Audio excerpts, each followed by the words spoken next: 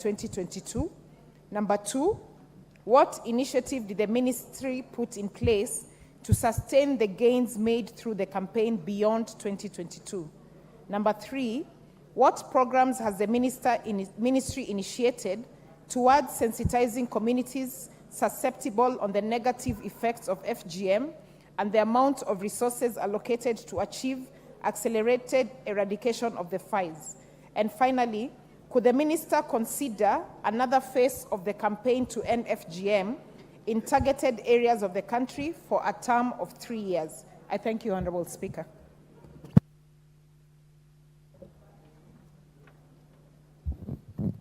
The Honorable Member for Tharaka, Honorable George Burugara.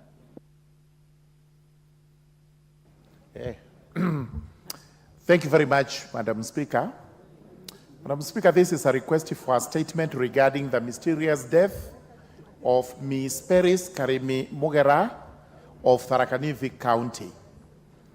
Honorable Speaker, pursuant to the provisions of Standing Order 44.2c, I rise to request for a statement from the chairperson of the Departmental Committee on Administration and Internal Security regarding the disappearance and mysterious death of one Ms. Peris Karimi Mugera of ID number 30960640 from Ndiruni village in Tharaka Nithi County.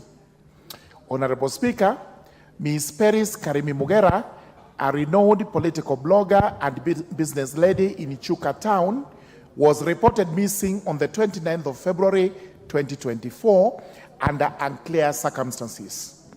The frantic search for the deceased by her family and the police officers from Chuka Police Station met a tragic end on 8th March 2024 when the deceased family positively identified a body at the Kirogoya mortuary in Kirinyaga County.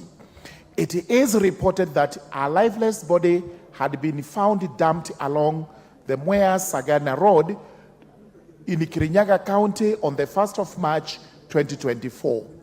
To date, the family is yet to know the circumstances for her disappearance and subsequent murder in cold blood. Honorable Speaker, it is against this background that I seek a statement from the chairperson of the Departmental Committee on Administration and Internal Security on the following matters.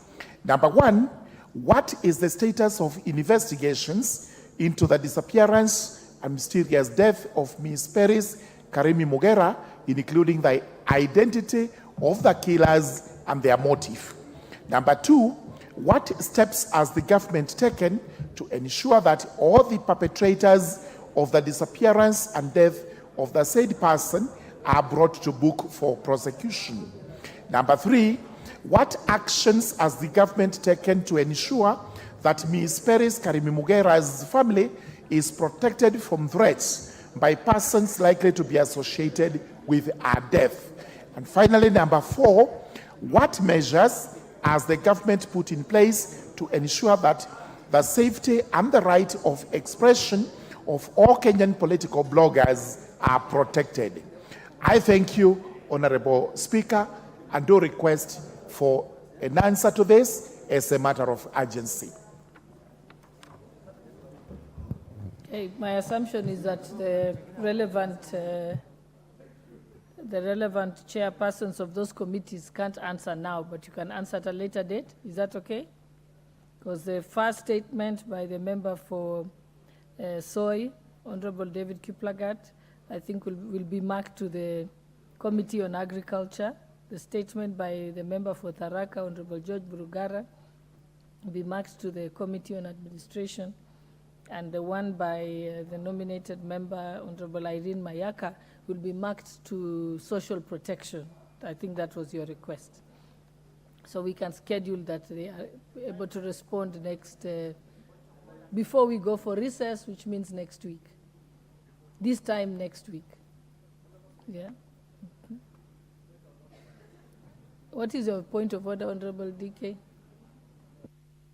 Madam Speaker, as you know very well, you and I come from the North Rift, and farmers are now planting. and they are now queuing without the subsidized fertilizer, can you order that the chair, this is something that should be sorted within 3 days because we cannot wait for 1 week. Thank you. The chair, is 3 days acceptable? Chairperson, Honorable Mutunga. Honorable Speaker, I listened to the Honorable Member when he was requesting for the statement very carefully, and he is talking of in the course of this week. And Honorable Speaker, we have an engagement with the ministries. I cannot give my answers. It will take the ministry to do the investigation that he needs and also to do the scheduling that he has requested. It cannot take less than a week because we have to give them a notice of a week. Honorable Speaker, I think it's out of order. I think that sounds reasonable. What's your point of order, Honorable Sunkuli? Madam Speaker, I was of the feeling that you are going to give us an opportunity to comment on this statement. But now that I see that that's not the way you are doing it, I would request that when the answer to that statement is given, it should not be limited to the North Rift. Because, Madam Speaker, we have the problem in Kilgoris, which is in the South Rift. Fertilizer is being given in small quantities. It expires very quickly. Some people are being given more than they deserve, and they are selling it to the neighboring places in Kisii. And in fact, yesterday, the cereals board was flooded by people from other places other than Kilgoris. We need that statement to cover the whole of it. And I just want to request my honorable friend from Soy to always think broader. There's nothing called the North Rift. We are all members of the Rift Valley. What's your point of order, Honorable Kipsanai? I'll come to you, Honorable Milema. Yeah, and I'll come to you. Yes. We can only take one point of order at a time. So I'm going in order. Thank you very much, Madam Speaker. First, I want to thank Honorable DK for raising this important statement. Madam Speaker, as you are aware, farmers in North Rift are preparing to plant. And now the rains are approaching. Farmers are in anguish. We are receiving fertilizers like medicine, Madam Speaker. Madam Speaker, it's important for the chairperson to take the statement from the member seriously because we want it to be expedited. Because farmers can no longer wait, rains are approaching, people have plowed their farms, and it's important, Chair, that you direct so that we can get the fertilizer on time. Thank you, Madam Chair. Remember the Honorable Omboko Milema, then I'll come to you. I'm just going in order. Proceed. And keep it brief because it's a point of order. Thank you, Honorable Speaker. The Chair Agriculture has to rise to the occasion. The matter raised by the member is so serious. You know, the magic happening in the country currently is because we got some fertilizer during the second planting and the first planting. And that's why the price of gorogoro is now oscillating where it is. This is very serious, Chair, Agriculture. And you should be able to reply to this because I was in the constituency and in our place, Honorable Speaker, there's no fertilizer. People are queuing, both in Honorable Maungu's constituency and my constituency. So we need the fertilizer so that we keep the gorogoro down. You've made your point. If it's a point of order, it should be brief, Honorable Lowen Bayer. Then I'll come to you, Honorable Kosin.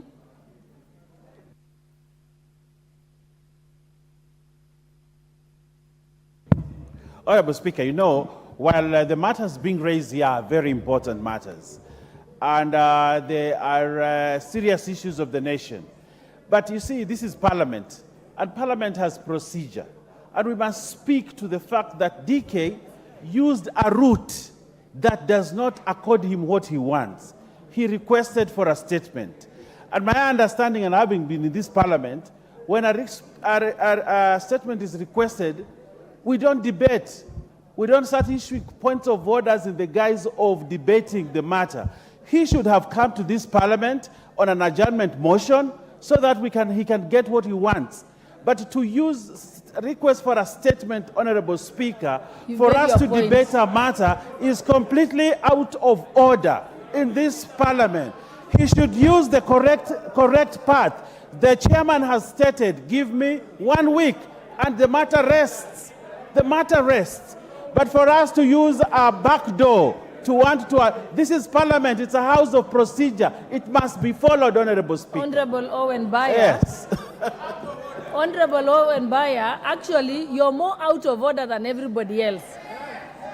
Because if you are on a point of order, you keep it brief. You simply say your point. And that's what the challenge is happening now. Everybody is making a speech, calling it a point of order, but you're also even doing the same thing yourself. Honorable members, I think the point has been made. No matter how much we debate, none of the chairperson will not be able to speak. Let us proceed. Let us proceed, honorable members.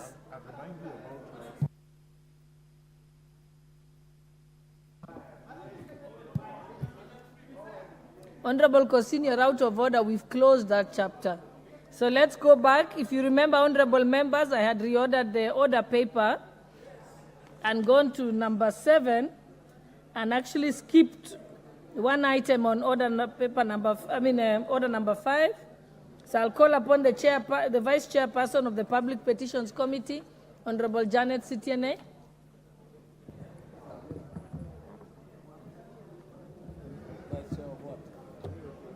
Public petitions. Honorable Speaker, I want to thank you for giving me this opportunity. Honorable Speaker, I beg to lay the following papers on the table of the House today, Tuesday, 12th March 2024. Report of the Public Petitions Committee on its consideration of Public Petition number 3 of 2022 by Honorable Said Buya Iribae regarding the gazettement of Hola Irrigation Scheme land to allow for the expansion of the county headquarters of Tana River. I submit, Honorable Speaker. Honorable Speaker, I beg to lay the following paper on the table of the House today, Tuesday, 12th March 2024, on the report of the Public Petitions Committee on its consideration of Public Petition number 4 of 2022 by Mr. Stephen Mutoro regarding funds spent by the national government contrary to the provisions of Article 223 of the Constitution. I submit, Honorable Speaker. Honorable Speaker, do I go ahead and give notice of the motion? Okay.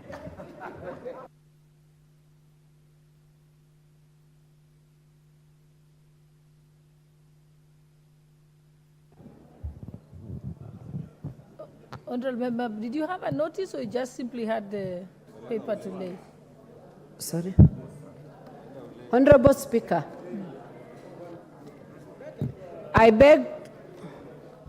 Honorable Speaker, I beg to give notice of motion on the same report.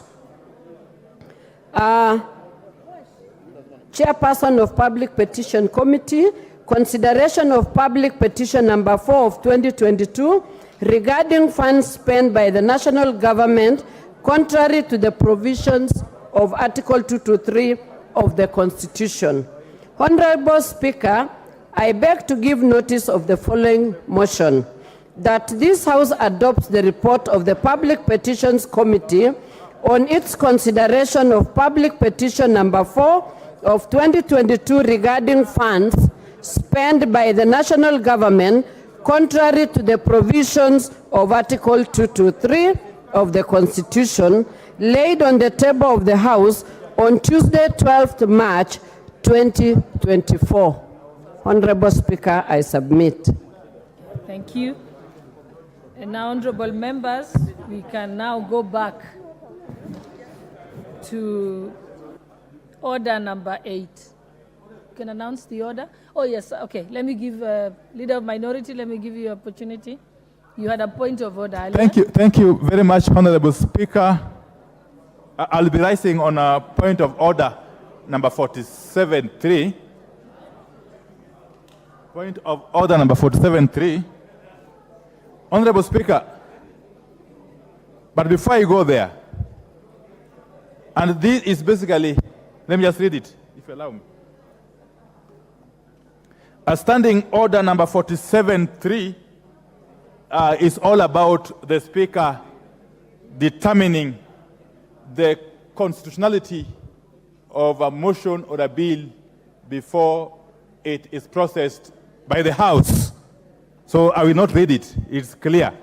But Mr. Speaker, let me say this, that Speaker J.B. Muturi, a legal mind of no mean repute, on several occasions, and indeed his predecessors, but I will just for the moment talk about the rulings by Speaker J.B. Muturi, both in the 11th and 12th parliaments, which I was privileged to serve in.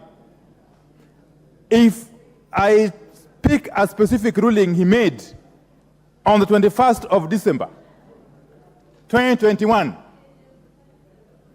it was a Speaker's ruling on the constitutionality of the Proceeds of Crime and Anti-Money Laundering Amendment Bill. It was Tuesday afternoon. At page 298 of that ruling, the Speaker J.B. Muturi had this to say, just paraphrasing him, that before I guide the House on the pertinent questions for determination, it is worth noting that Articles 3 and 10 of the Constitution oblige the Chair to respect, uphold, and defend the Constitution. As you are aware, all business that comes before the House is approved by the Speaker, and among other considerations, the Speaker applies his mind as to the constitutionality or otherwise of such business, as contemplated under Standing Order 47.3. Let me also hasten to add Honorable that... Wandai, just so that everyone can follow you, you're rising on Standing Order 47. 3. 47.3. Yes. If the Speaker is of the opinion that any proposed motion is one which infringes, or the debate which is likely to infringe on any of the standing orders. Yeah. And the one of is contrary to the Constitution. Okay, so which one are you referring to? 47.3. No, I'm asking what particular part of the order paper are you referring to? I am referring to, Honorable Speaker, I'm referring... I just want to be able to follow you. Yes. And I wish the House would be attentive, because I can't actually communicate. Honorable members, I think let us consult in low tones. Order, honorable members. Honorable Speaker, I am referring to the Statute Law Miscellaneous Amendments Bill, National Assembly Bill number 68 of 2023, which has since gone through the second reading and is destined for the Committee of the Whole. And that's why I am paraphrasing J.B. Muturi's ruling on this particular day, the 21st of December that year. I was just concluding it. Let me also hasten to add, that is J.B. Muturi speaking. Let me also hasten to add that notwithstanding the approval of any business by the Chair under the standing orders, it has now become an established parliamentary practice of this House that a question of the constitutionality or otherwise of any matter under consideration by the House may be raised at any stage of its consideration. Indeed, my predecessors and I have been invited on several occasions to guide the House on issues of constitutionality of various matters before the House. That's the point. Okay, you've made your point. You've explained the standing order correctly, but that particular statute amendment bill that you're referring to is not on the order paper today, is it? The Honorable Speaker, I wish you just listen to me first, then you can guide me. I just conclude, what I'm saying here. Yes. The Honorable Speaker, I am well aware, that the particular business is not on today's order paper. But I have mentioned that that particular business has been duly approved by the Speaker, and indeed it has gone through the second reading stage. That is therefore within the remit of 47.3 and especially the ruling I have just referred to by Speaker J.B. Muturi. Honorable Speaker, I'll be very brief. Article 3, of course, has been elaborated by J.B. Muturi in his ruling. Article 10, I'm on a point of order, Honorable Speaker, and protect me, please, Honorable Speaker. I am on a point of order. You just Honorable take your time and respond. Just let him finish. Yes. He's about to finish. What is the... Then you can... What is the jittery about? I am on a point of order. Honorable Chepkonga, you're out of order. Allow me to listen to him, then rule on it. You can't The rule from your Honorable seat. Speaker, thank you very much. Honorable Speaker, I'm particularly referring to the Value Added Tax Act of 2013 that this amendment bill is proposing to amend. Honorable Speaker, the first question is the VAT Act 2013 a money bill or not? The answer is it is indeed a money bill. And the proposer of the bill is suggesting to delete section 268(2)(a). Honorable Speaker, money bills are provided for under Article 114 of the Constitution. Honorable Speaker. Article 114 of the Constitution. And I will take you to Article 114, subarticle 2 of the Constitution. Honorable Speaker, Article 114, subarticle 2. Honorable Wandai, because, like I've just asked you, that particular statute amendment bill is not presently before the House. It will be before the House in the coming days. Then you can be able to submit as you're submitting today, because now you're doing it in a vacuum. Honorable So even if I were to give a ruling, it's impossible to give a ruling as it is not before the House. The Honorable Speaker, I'm just concluding. My point is this. Article 114 or subarticle 2 of the Constitution requires that if in the opinion of the Speaker of the National Assembly, a motion makes a provision for a matter mentioned in the definition of a money bill, the Assembly may proceed only in accordance with the recommendations of the relevant committee of the Assembly, after taking into account the views of the Cabinet Secretary responsible for finance. That is the point. The point here is, has this proposed amendment to the VAT Act 2013 been taken through the relevant committee? Is there a report from the relevant committee? Has it acquired, has it received the concurrence or opinion of the CS Treasury? That is the point. The answer to this question, Honorable Speaker, is that it has not. Okay. And therefore, the business is before the House. Even if it is not on the order paper today, it is before the House. The business is before the House and procedurally. Honorable is ultra. Okay. Honorable Wandai, that particular statute amendment bill will be coming to the House at some point in time. Right now, you're speculating and anticipating debate. Let us wait until the matter is properly before the House, when all the other members are able to access the documentation from the table office, so that they can also be able to give a counter argument to your argument. But now you're debating yourself. Yes, so you've made your point and you've put it well, so let us proceed. Yes, and raise it. To proceed on the day the matter will be on the order paper. That doesn't negate the issues I have raised. Very weighty constitutional issues, Honorable Speaker. And whoever is responsible for this bill must take note. Honorable Speaker, thank you. Thank you, Honorable Wandai. I think they have received the message.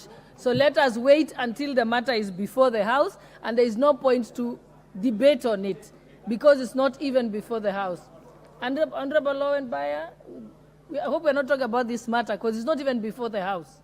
We are just speculating and anticipating debate, and no one else in the room, probably save for the two of you, know about it. So let us wait until it's properly before the House. Just to be on record, Honorable Speaker, it is proper that we comment on this matter. The Honorable Wandai brought this matter properly before the House, and I want to commend him on one thing, that no one in this Parliament is interested in passing a law that is unconstitutional. It will be foolhardy for us to sit here, pass a law that we know is unconstitutional, and actually let it go, because we swore to protect the Constitution. So, Honorable Speaker, much as there is substance and a lot of substance to what Honorable Wandai is saying, but this House also has procedure. And as you have ruled, Honorable Speaker, we agree with you that the proper procedure must be followed. If this matter is not before the House today, Honorable Wandai has an opportune time. When this matter is presented on the day that it will be debated, he will have his day.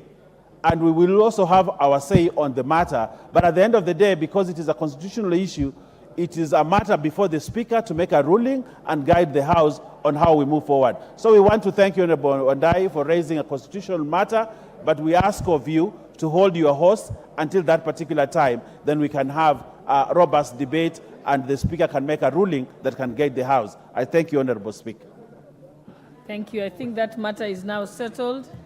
Next week, we can move to the next order. Order number 8, procedural motion, reduction of publication period for a specified bill. Deputy Leader of Majority.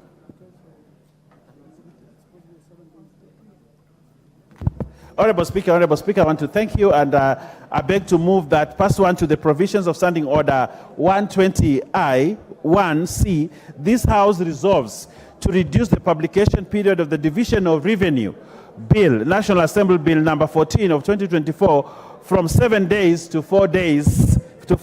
Honorable Speaker, this bill, the Division of Revenue Bill, is a very important bill that unlocks debate and preparations for budgets, both at the National Assembly and at the county assemblies.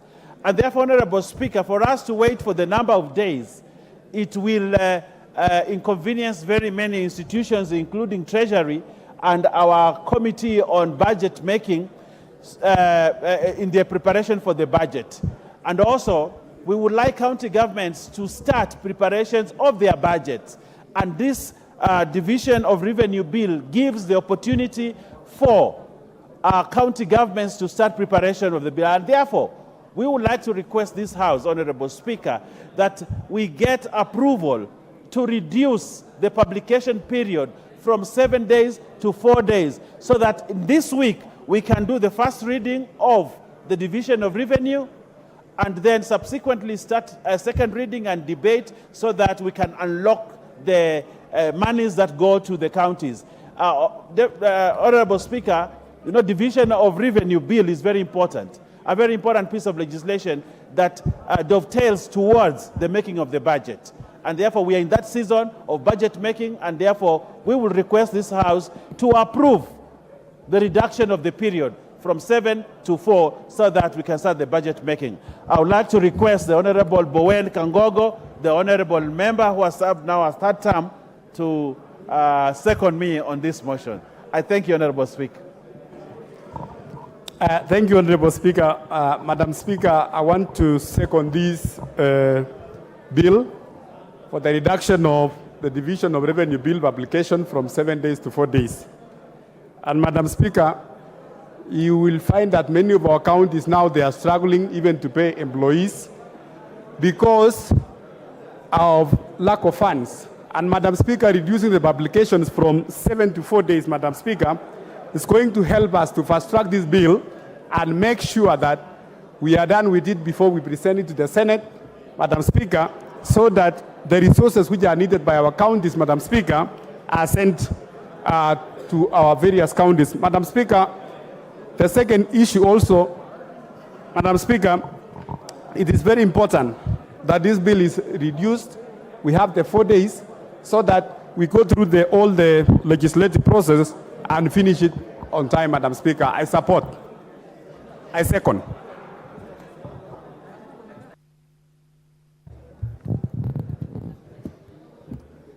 Honorable members, allow me to propose the question that pursuant to the provisions of Standing Order number 121C, this House resolves to reduce the publication period of the Division of Revenue Bill, National Assembly Bill number 14 of 2024 from 7 days to 4 days. Okay, you can see the mood of the House is that we put the question. Honorable members, I now put the question that pursuant to the provisions of Standing Order number 121C, this House resolves to reduce the publication period of the Division of Revenue Bill, National Assembly Bill number 14 of 2024 from 7 days to 4 days. Will as many as of that opinion say aye? Aye. Will as many as of the contrary opinion say nay? The ayes have it. Next order. Order number 9, the Natural Resources Benefit Sharing Bill, Senate Bill number 6 of 2022. Question to be put. Honorable members, allow me to put the question that the Natural Resources Benefit Sharing Bill, Senate Bill number 6 of 2022, be read a second time. Will as many as of that opinion say aye? Will as many as of the contrary opinion say nay? Nay. The nays have it.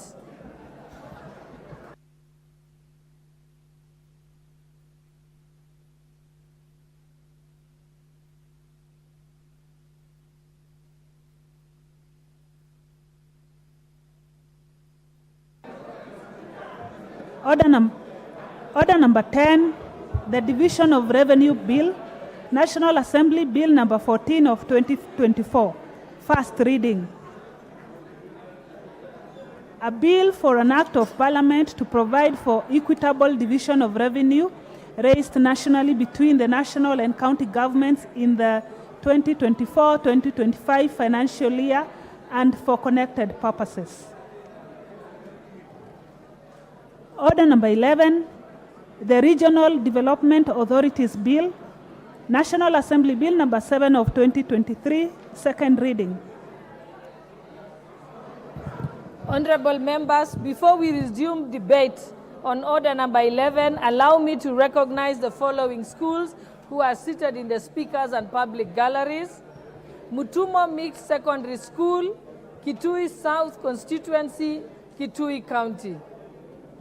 Nyangati Secondary School, Mwea Constituency, Kirinyaga County. And Ngita Girls Secondary School, Alego Usonga Constituency, Siaya County.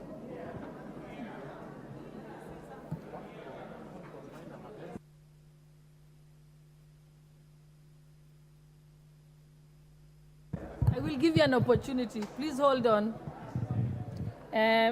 Let me give the first speaker, then come to you. The Honorable Maina Mathenge had how many minutes left? 8 minutes. I'll come to you.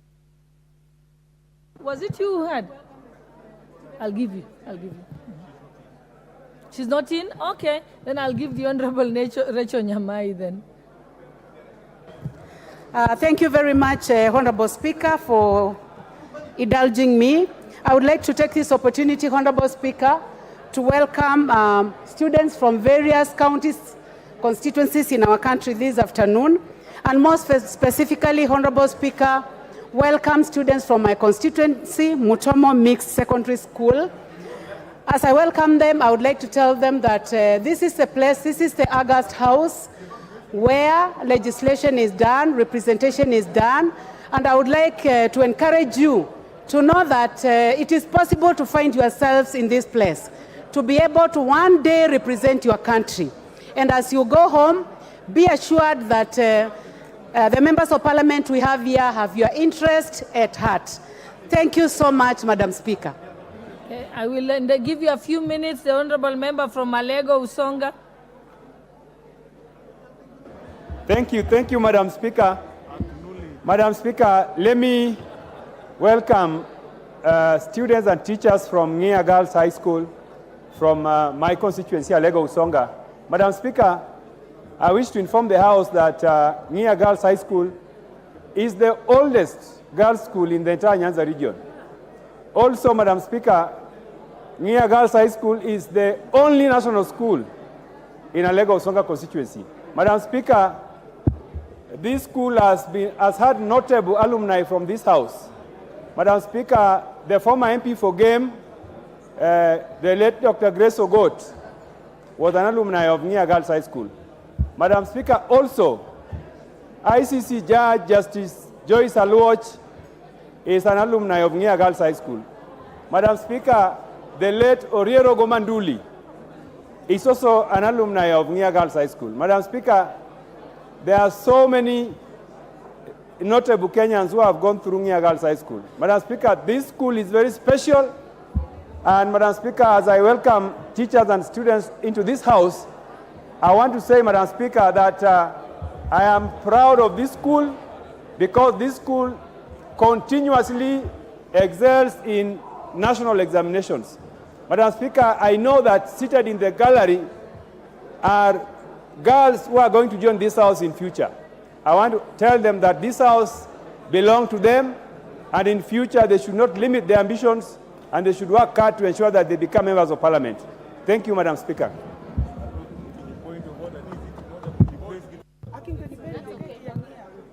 Hello? Just hold on, please. Hold on. I'm an alumni of that school.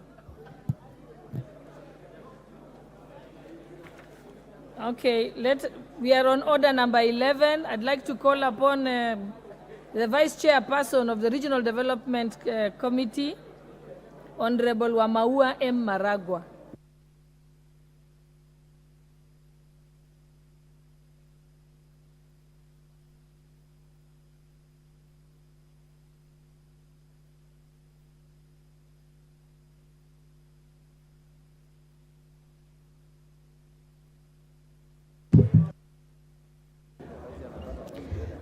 Thank you, Madam Speaker, for giving me a chance to support the bill from the Committee of Regional Development.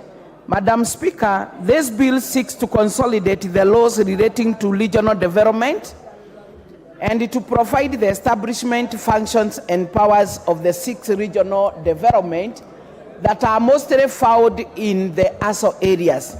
Madam Speaker, this bill also which has the authorities are established by a separate act of Parliament, and therefore the bill seeks to merge the establishment and the operation of the 6 authorities so that they can be under a single act of Parliament.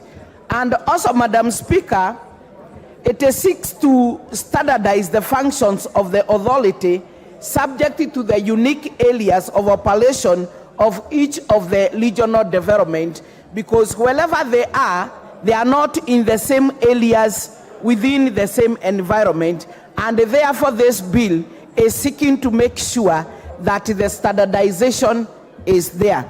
Madam Speaker, when it came, the committee has narrowed it down to some areas like the membership following the proposed following the Mwongozo, the provisions of the Mwongozo Code of Governance for the State Corporation, so that the size of the board shall be limited to 9 members, excluding the ex officio member, contrary now to what the bill has, though this is an amendment that the committee will bring during the committee of the whole House.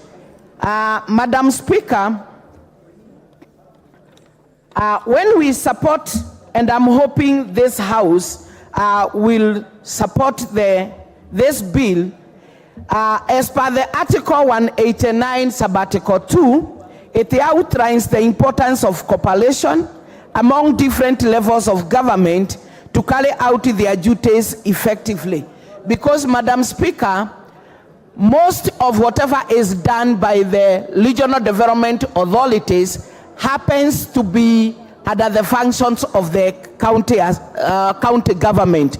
And therefore, Madam Speaker, we need a lot of cooperation so that these two levels of government will not be seen to be fighting, but in any way to improve and to fill the gap of the socio-economic status of our people. Therefore, this collaboration is crucial to make sure that we achieve better development outcomes for the people of this country. And therefore, by combining their strengths and resources, the RDAs and the county government can be able to join forces and be able to tackle some inequalities. Also, they can join to boost the economic progress and also improve the overall quality of life for everyone in the areas where we find the regional authorities are. We know there are some areas that we do not have the regional development authorities, but the purpose of why the Act came and formed this regional development authority is to make sure in most of our regions where we have the ASO areas, we are adding another strength to assist the county government to be able to fill up the gaps. And therefore, Madam Speaker, the RDAs will remain vital entities in our country's development landscape. And thanks to their diverse functions and proven capacity to foster the socio-economic growth while effectively managing our resources. They also play a very vital role in driving sustainable growth and resource management nationwide. Madam Speaker, this bill had come during the 12th Parliament, but we were not able to conclude on it due to Parliament coming at a sin and die. And therefore, as a committee of the regional development, we found, because it is very important to combine and to harmonize and to standardize and to have one act of Parliament, it was good so that we bring it. Due to time, I may not be able to bring all what is contained in the Regional Development Authority Bill, but I want to single out that the Regional Development Authorities are credited to have conceptualized and implemented some of the very mega projects that we have, like Masiga and Kiabere multipurpose dams on River Tana. We also have Takwel multipurpose dam on River Takwel. We also have Sodu River multipurpose project on River Sodu, under which Sodu Mereu hydropower was implemented. We also have, Madam Speaker, Mwache Dam multipurpose development project, which is still ongoing under implementation. And I want to say, Madam Speaker, a lot has been done by the RDAs. It has created employment, and it has also made sure that it has made some of our women groups, youth groups very busy, doing projects that are income generating, and therefore out of marketing, whatever they are getting out of that after being supported, Madam Speaker, we are finding that our people are still putting something into their pocket. Therefore, I would request the members of this House to fully support this regional development bill so that we can be anchored on one act of Parliament instead of having the so many acts making each of the 6 regional development, and so that we may also be able to enhance collaboration and cooperation of the national government and the county government, because all the 2 levels of government mean well to improve the socio-economic status of our people. Madam Speaker, thank you. Honorable members, before I give the next speaker, I just decided to rise so that I can make this clear.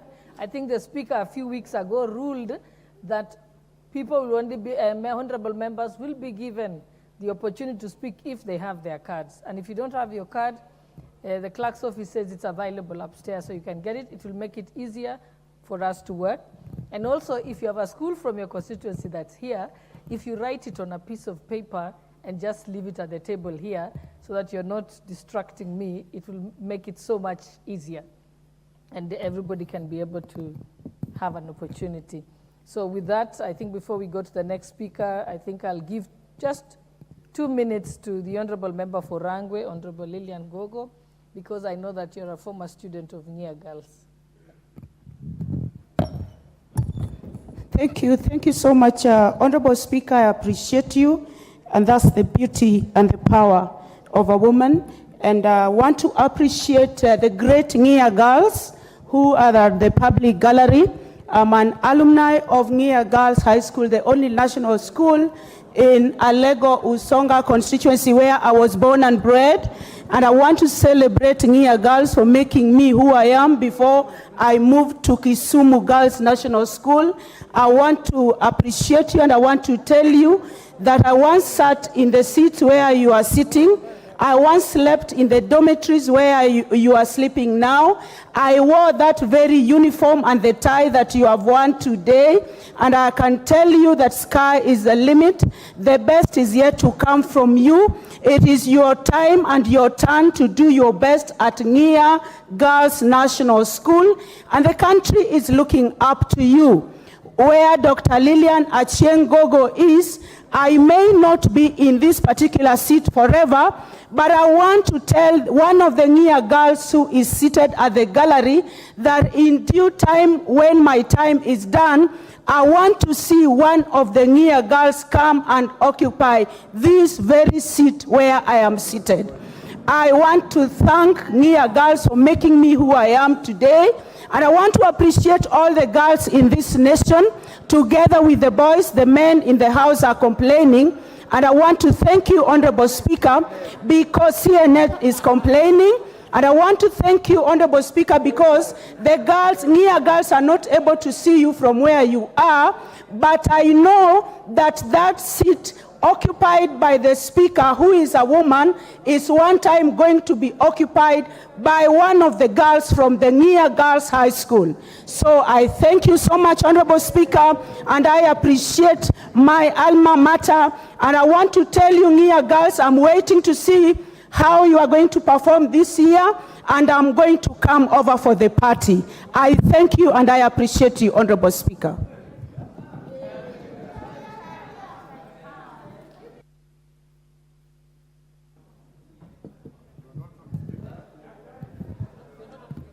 Oh, sorry. The Honorable Member for Ganze, Honorable Tungule, MP.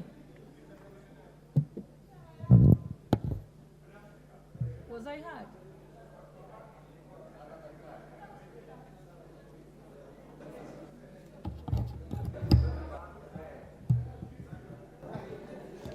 Thank you so much, Madam Speaker, for this opportunity.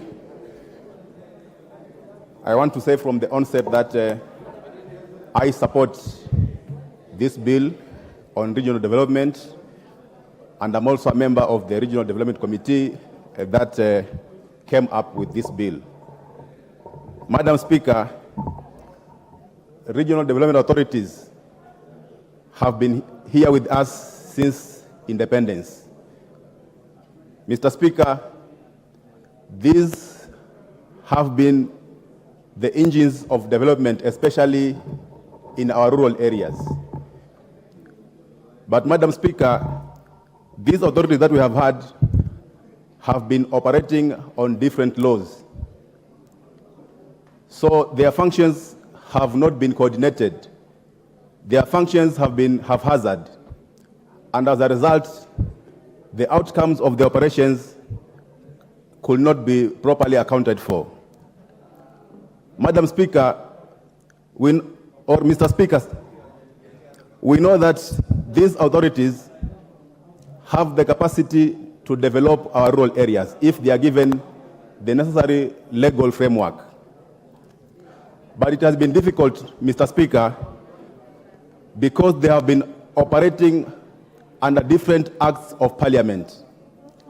This bill seeks, therefore, to collapse all these different acts of Parliament and bring these regional development authorities to operate under one act of Parliament. Mr. Speaker, one of the benefits that are going to accrue when these regional authorities are put under one law is that their functions are going to be coordinated and it will be easy even to oversight them. So I want to say that I support this bill because it's going to be of a lot of benefit to this country. Mr. Speaker, one of the things that this bill seeks to rectify is the fact that the boards, these regional development authorities have been operating on very bloated boards. And most of the boards members that are appointed do not come from the areas that these boards operate from. We have 6 RDAs in this country, all of them operating under different acts of Parliament. But when it came to the operations or the appointments of the boards, you will see CDA or Coast Development Authorities, for example, it has board members from maybe another area of this country. One of the things that this bill is going to correct is the fact that, first of all, the number of board members is going to be reduced from the current 12 to 9 to make it to conform with the Mwongozo guidelines. And again, apart from the ex-officio members, these board members are going to come from the areas where these boards are operating from. And I'm sure this is going to be beneficial to these boards because many of the board members will be coming from the areas that the board are operating, so they'll be conversant with the issues that are affecting people in that area. Mr. Speaker, regional development authorities have been operating before even devolution came. And some of the functions of these authorities have been taken up by the counties. But there's still a big role that these authorities can play in this country. Even some of the functions that are devolved and are now under the purview of the counties, there's still a lot that needs to be done. We know functions like water are now under the counties. But again, there are some projects that counties cannot do alone because they are cross-cutting. There are some projects that we need to bring like 2-3 counties together so that these projects can be effectively done. This is where RDAs can come in very effectively. We have seen attempts by counties to form regional bodies so that they can pull resources together. These are functions that can be done effectively by RDAs. So I know there has been complaints or there have been attempts by the Council of Governors to disband the RDAs. But I want to say that the roles that RDAs are playing are complementing and supplementing what the counties are doing. Because we know that already the counties have so much in their hands. They are not effectively implementing what they are supposed to do. Bringing an extra hand to help them also do their functions is not bad at all. So I want to say that much as we appreciate what the counties are doing, but there are some roles that these RDAs can play that are going to be even beneficial to the counties themselves. We have seen the attempt to form economic blocks. This means that if you pull resources together for different counties, we can be more effective in our undertakings. So it is high time also the Council of Governors supports what the RDAs are doing on the ground, because I'm very sure that it is complementing their roles. Mr. Speaker, that is my submission, and I want to say that I support this bill by the regional development authorities. Thank you. The Honorable Christine Ombaka. Thank you, Mr. Speaker, for giving me this opportunity. I just want to welcome Nia girls in this August house because this is the first time that they've been here. I want to tell the girls that this is where we work. Here is where we represent you. This is where we make laws that protect you as a girl. And the laws that we have made in this house is meant to protect you and to encourage you to improve your lives. We have talked about education for the girl child. We have talked about empowerment of the girl child. This is where we debate about it. Nia Girls is a school that has brought out many strong women in this country. In a European tongue or in the European sense, it is an Ivy League kind of school, the best of the best. Therefore, girls, aim high, work hard, and then join us one day when opportunity comes. Otherwise, I expect you to excel in life, complete your education, and the sky will be the limit. Thank you, and God bless you.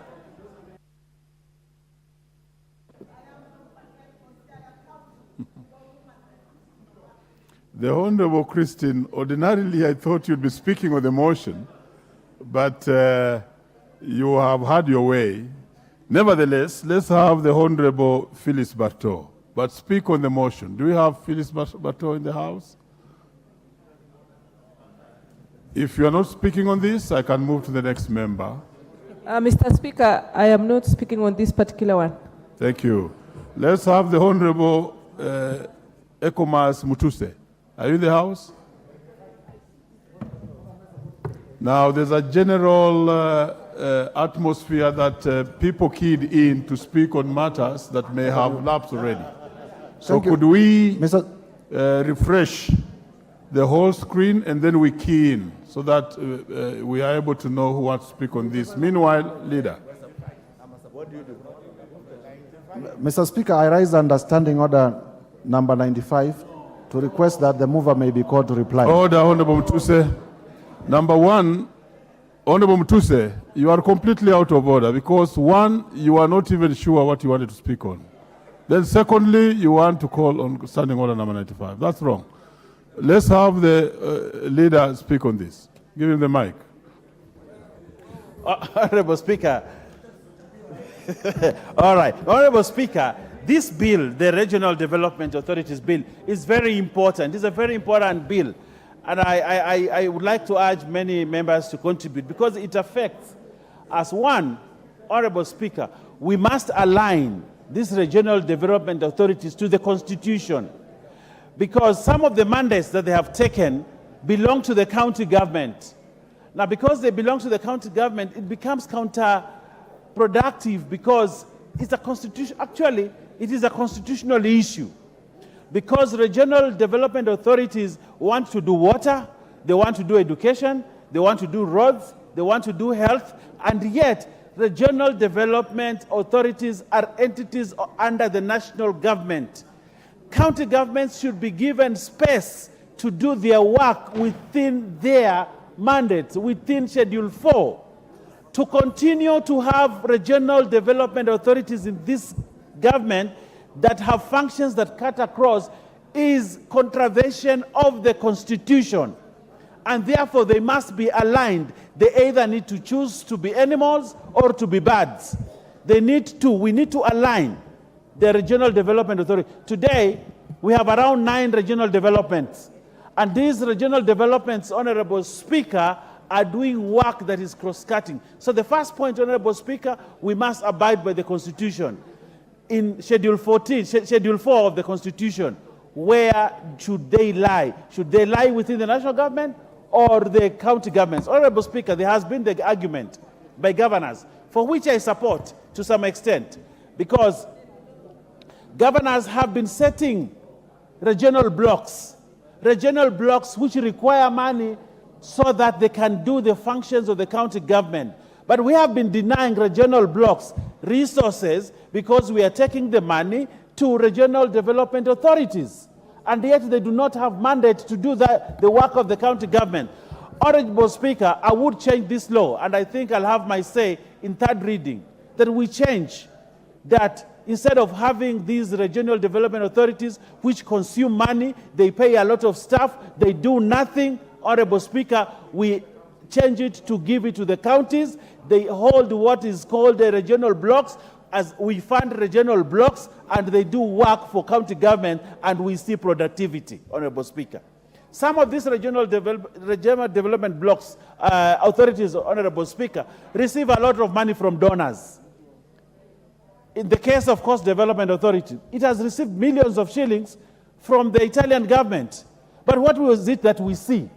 We see them sitting, they divide the tenders among their colleagues, they divide them among their families, and at the end of the day, the coast people have never benefited from the Coast Development Authority because there is no structure to govern them. Even the minister at the top, the regional development minister, has no say completely under this regional development because they are like parastatals, and yet they are not parastatals. But they consume a lot of money from national government and give no results. So, Honorable Speaker, I would like to see either we strengthen them to take care of counties or we strengthen them to take care of national government. But it will give us an opportunity to send even more money and development to counties if we allow these regional development authorities to be what is now the economic blocks that we have. We have Jumuiya County Zapwani in the coast. We have the Lake Basin, the Lake Regional, the Lake, not Lake Basin authorities, the authority, the block which brings the counties at the Lake region, where you have Nyamira, you have Homa Bay, you have Kericho, you have all those. You know, that block, we give it money.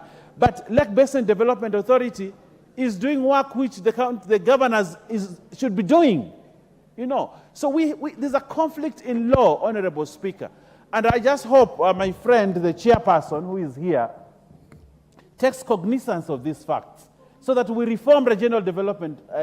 But they must choose where they must belong. They cannot be a cow and be a goat at the same time. They have to choose who they want to be so that we get benefit for the money that we put. Secondly, Honorable Speaker, we need to align also them to the Mwongozo. You know, I think they have many board members. How do you bring a board member to Coast Development Authority and give a membership to someone who has never been to the coast, who understands nothing about the coast region, but he's a member of Coast Development Authority? He's a board member, but he doesn't know anything about coast. How does he sit down to decide development issues for a region he understands nothing about? How do you bring a person from the coast to the Lake Basin Regional Authority to discuss issues of the lake what's your point of order, he understands nothing about, Honorable Speaker? There's a point of order there.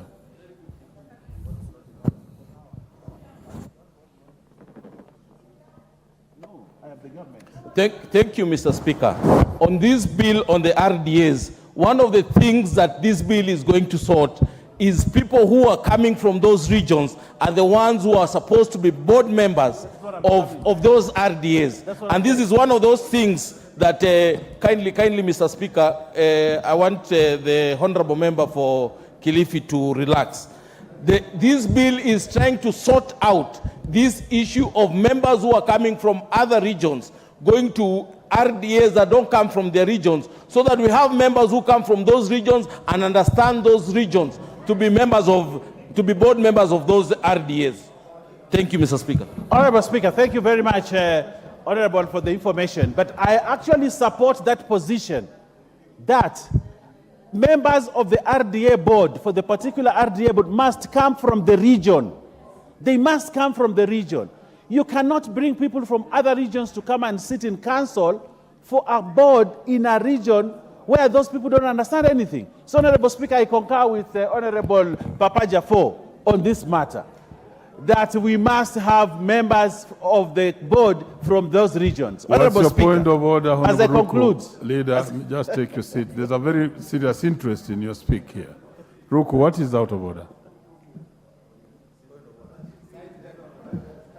Honorable Speaker, I tend to differ seriously. That is debate, not a point of order. It's point of order. Point of order, Mr. Speaker. It is not right. Order. That is debate. Point of order, Mr. Speaker. Take your seat, please. Right. On which point of order are you rising on?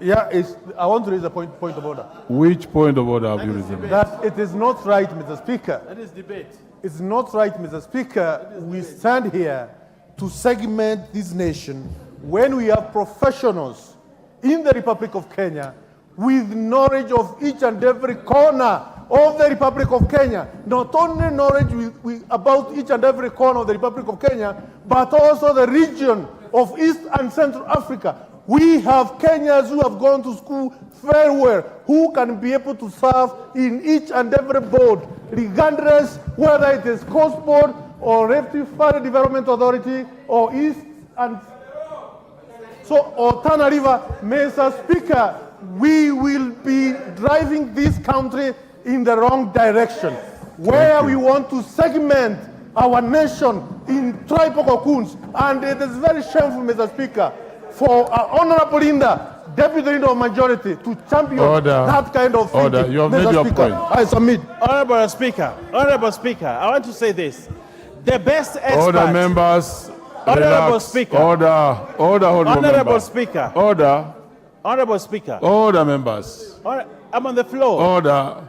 Ruku has made his point, and so clearly. You may proceed. I want to say this. The best professional, the best expert on matters coast is a guy from the coast region. There can never be any other expert, Honorable Speaker, better than the person who comes from the coast region. Mr. Speaker, I'll speak boldly, and I'll say this. This has been used for many years. It has been used for many years to marginalize communities in their own region, where people bring board members from other places to come and be members of boards in certain regions and use it to oppress and take away resources.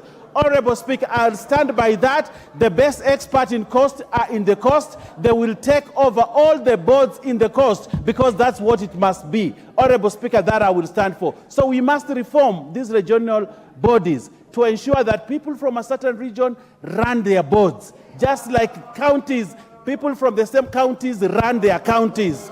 That we will stand by. You can have your opinion, CNN, because you want to come to the coast and colonize the people from the coast. We will not allow you that space at all.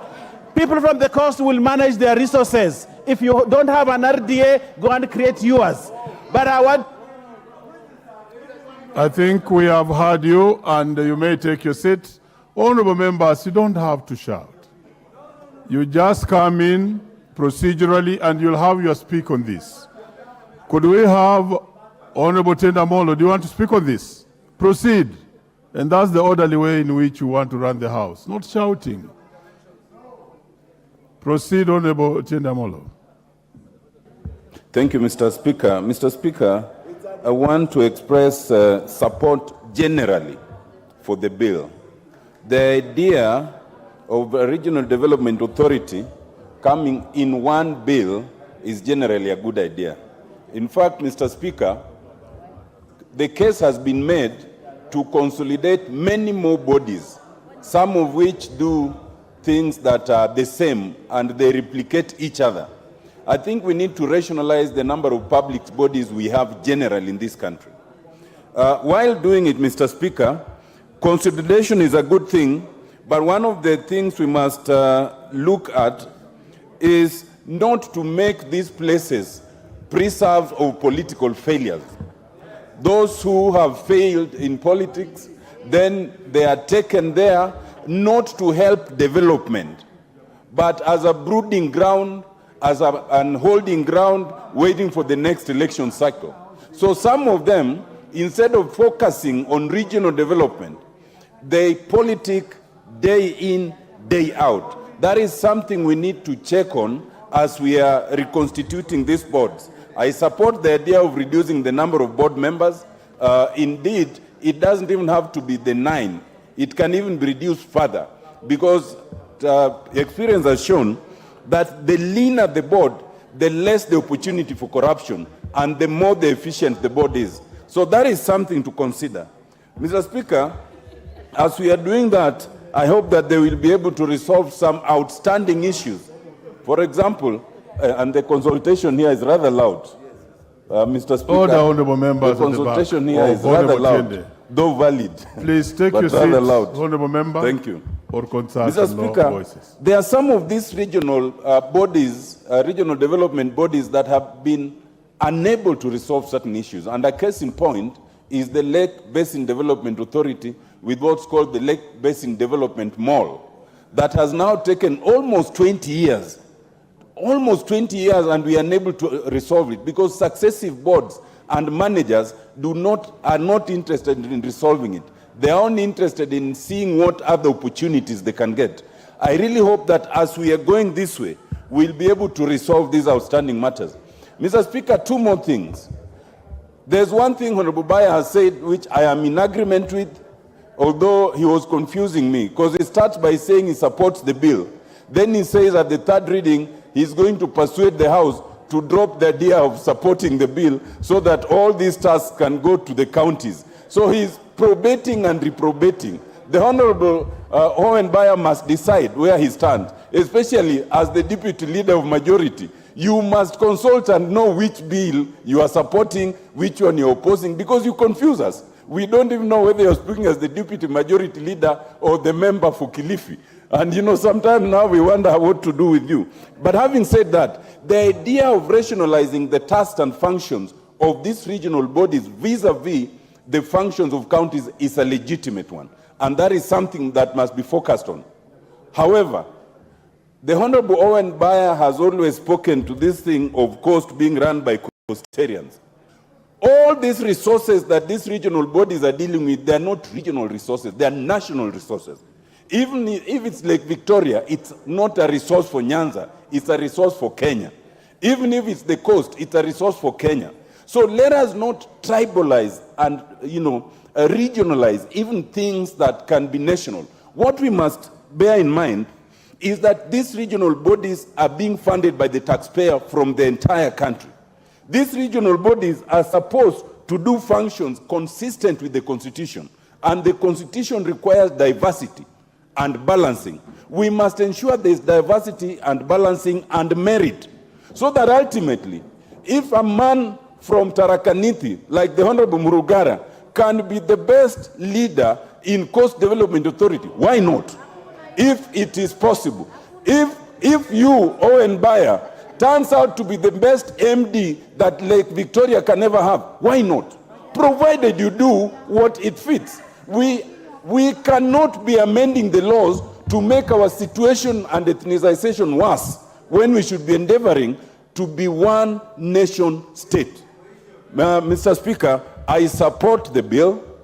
I denounce this Owen Baya regionalization agenda, and I suggest that we pass the bill as it is. Thank you, Mr. Speaker. Thank you. Honorable members in the Speaker's Gallery, or the Honorable Baya. Honorable members in the Speaker's Gallery is St. Francis Girls Mangu, Gatundu North Constituency, Kiambu. Do we have any member of Kiambu region to just welcome the girls? Let me give to Senior Counsel that opportunity to welcome the girls in the House.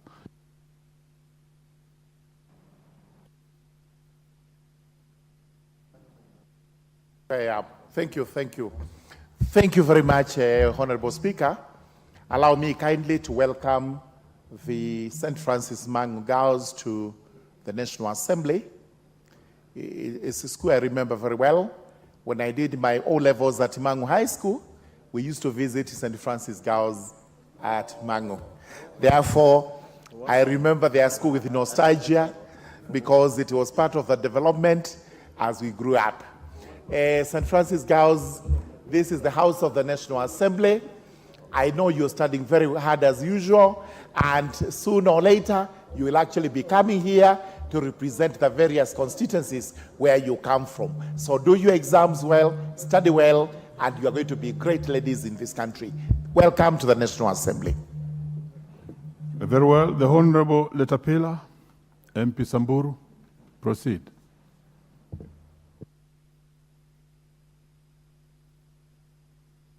Please. Thank you, Mr. Speaker. I rise to support the bill on regional authorities. I am a member of the committee, and I would like to say from the onset that, in my opinion, the regional authorities have been an answer of sorts, especially to marginalized constituencies and parts of this country, which were victims of the sessional paper number 10, which legitimately marginalized part of this country, and which deemed part of this country to be less productive and therefore undeserving of state support in terms of development. RDS have also been able to provide strategic interventions in terms of mega projects of national value, like mega dams, that have greatly helped this country in terms of food security through irrigation, among other measures. Regional authorities have been a great complement to devolution, especially from the national level, and should be viewed as such. This bill seeks to consolidate all RDS under one legislation, because individual RDS have been having their bills, their acts. And every RDA, in essence, has been having an even board membership. And this bill is seeking to drop them from 12 to 9 members. This bill also seeks to align the RDS with the 2010 Constitution. And I support the sentiment from Honorable Otiende Amolo on the constitution of the membership of these boards. I believe that the Constitution of Kenya gives every Kenyan an equal opportunity to serve in this country, and that meritocracy should be the order of choosing the membership of these regional authorities. I also support the idea that the membership of this committee, of these authorities, should include locals, because these authorities serve specific areas, and locals have better knowledge of prevailing situations and conditions in those areas. Regional authorities which serve areas, let's say, of like northern Kenya, if you get members from specific places where those authorities serve, are better people to understand the problems affecting those communities, and therefore better place to serve and to offer even services and better advice which will add value to those authorities, especially in those areas.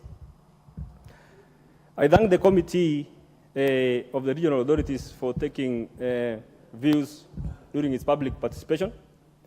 And those who are part of those who are the things which are coming out strongly during those public participations.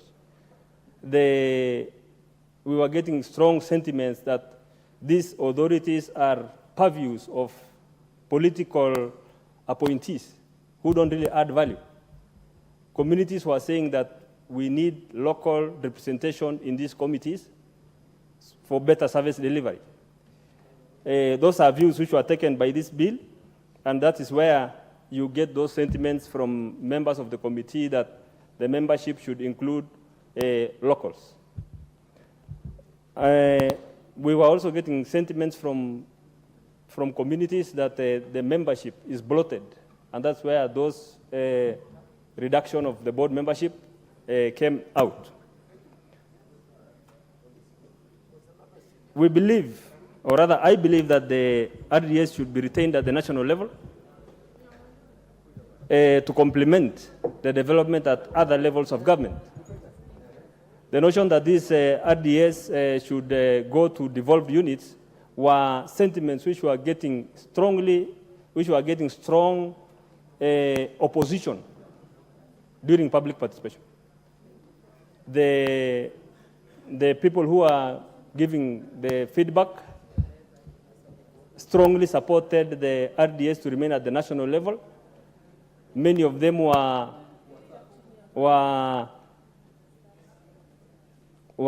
viewing the RDS the same way they are viewing CDF developments at the constituency level.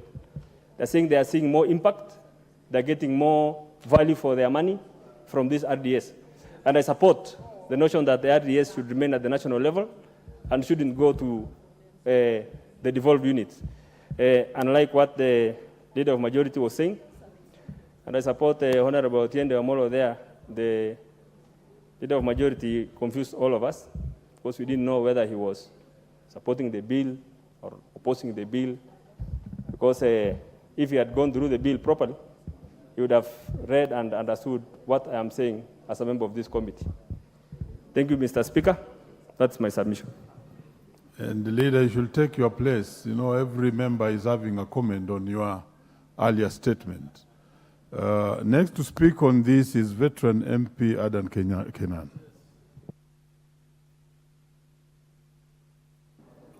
Thank you, Mr. Speaker. Mr. Speaker, on the face of it, this is a very good bill.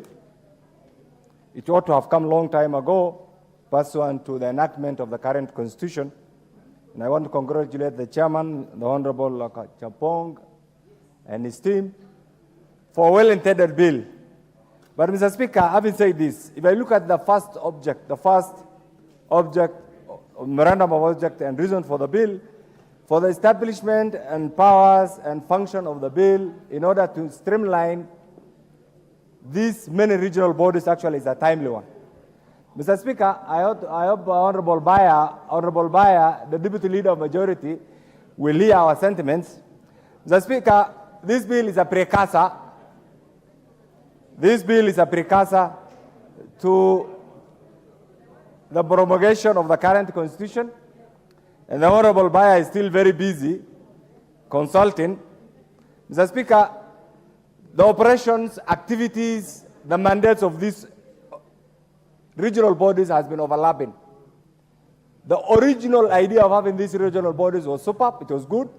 Mzoimoy and cohorts had a good idea of devolving funds through these regional bodies. But Mr. Speaker, over time, because of the changing dynamics of the Republic of Kenya, and the changing dynamics, Mr. Speaker, of our own constitutional framework, some of these regional bodies have been declared nugatory in terms of their functions, in terms of the original mandate, and therefore streamlining them, putting them in perspective in order to complement the role of the national government, Mr. Speaker, is superb.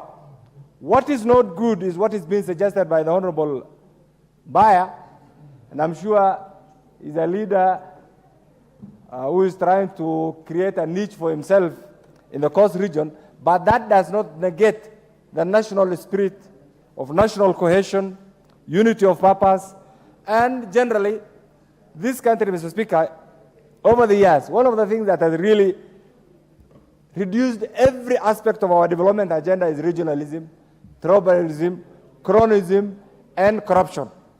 Mr. Speaker, as much as I agree the people of coast require that dynamic approach, but we must also appreciate coast region is part and parcel of the Republic of Kenya, and Kenya is a unitary state, and therefore that approach to our development agenda only negates the national spirit. Is that member, honorable member, for go back and do the correct thing? This is a house of rules and order. Proceed. That approach which was being suggested by the Honorable Baya only negates the national spirit. It is not in tandem with both the letter and the spirit of the current constitution. It doesn't appreciate the diversity of the Republic of Kenya. It doesn't appreciate the premier nature of the Republic of Kenya, and therefore I thought you as a very wise man will have ruled the Honorable Baya out of order to the extent that his creative imaginations actually still linger on with those old ideas of regionalism, majimboism, and other negative ideas that actually we have shed off under the current generous constitution, Mr. Speaker. Mr. Speaker, having said this, it's also time that we need to dissect the mandates, the activities, in line, first of all, with the current constitution, in line with the relevant statutory establishment, and also in line with the Mongozo rules, Mr. Speaker. Mr. Speaker, these, once properly contextualized, taken into account the objects and the reasons of this particular bill, This will only create an effective, efficient, transparently run regional authority, Mr. Speaker. And that is what we endeavor to have. And that is what we are looking forward. And that's, I'm sure, both the intent and the motivation, what has motivated actually the chairman of this critical committee. Mr. Speaker, having said this, we also need to think out of the box. This premier country, whose leadership the Almighty God has bestowed on this critical group, Mr. Speaker, requires two things. We need to think out of the box. Over the years, everything that we have done has been laden with tribalism. It has failed to work. Look at where we are. And Mr. Speaker, I want to get your attention on this. Few years ago, and I know most of us were born after independence, once we got our independence, the Kenya that even the colonials had in mind and the Kenya that we have today are completely different. And that's why even the president and the government are struggling to put us back into where we are supposed to be. Look at this, Mr. Speaker. We used to have KMC. And I will always say this. In 1968, and I'm sure many of you were born after 1968, the GDP of the Republic of Kenya was the same as the one of South Korea. What has killed today? The GDP of South Korea, 50 times that of Kenya.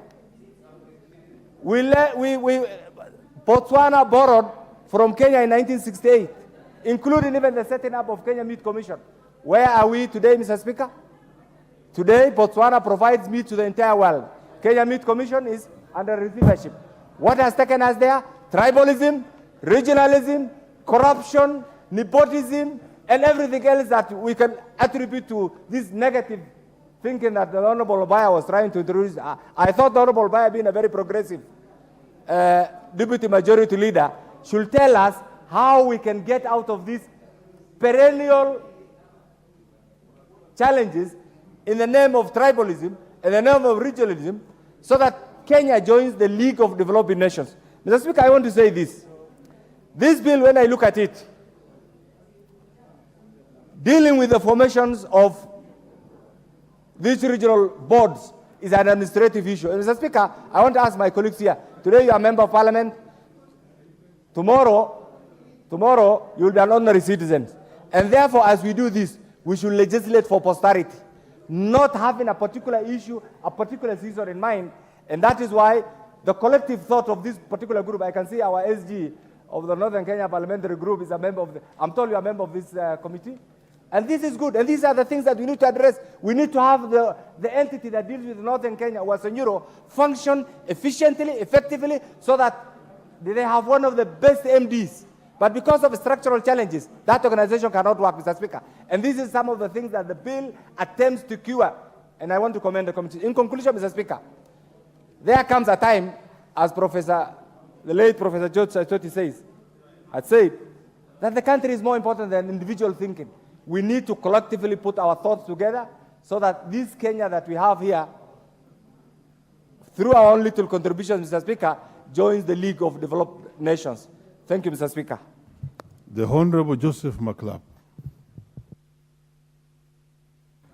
Thank you, Mr. Speaker.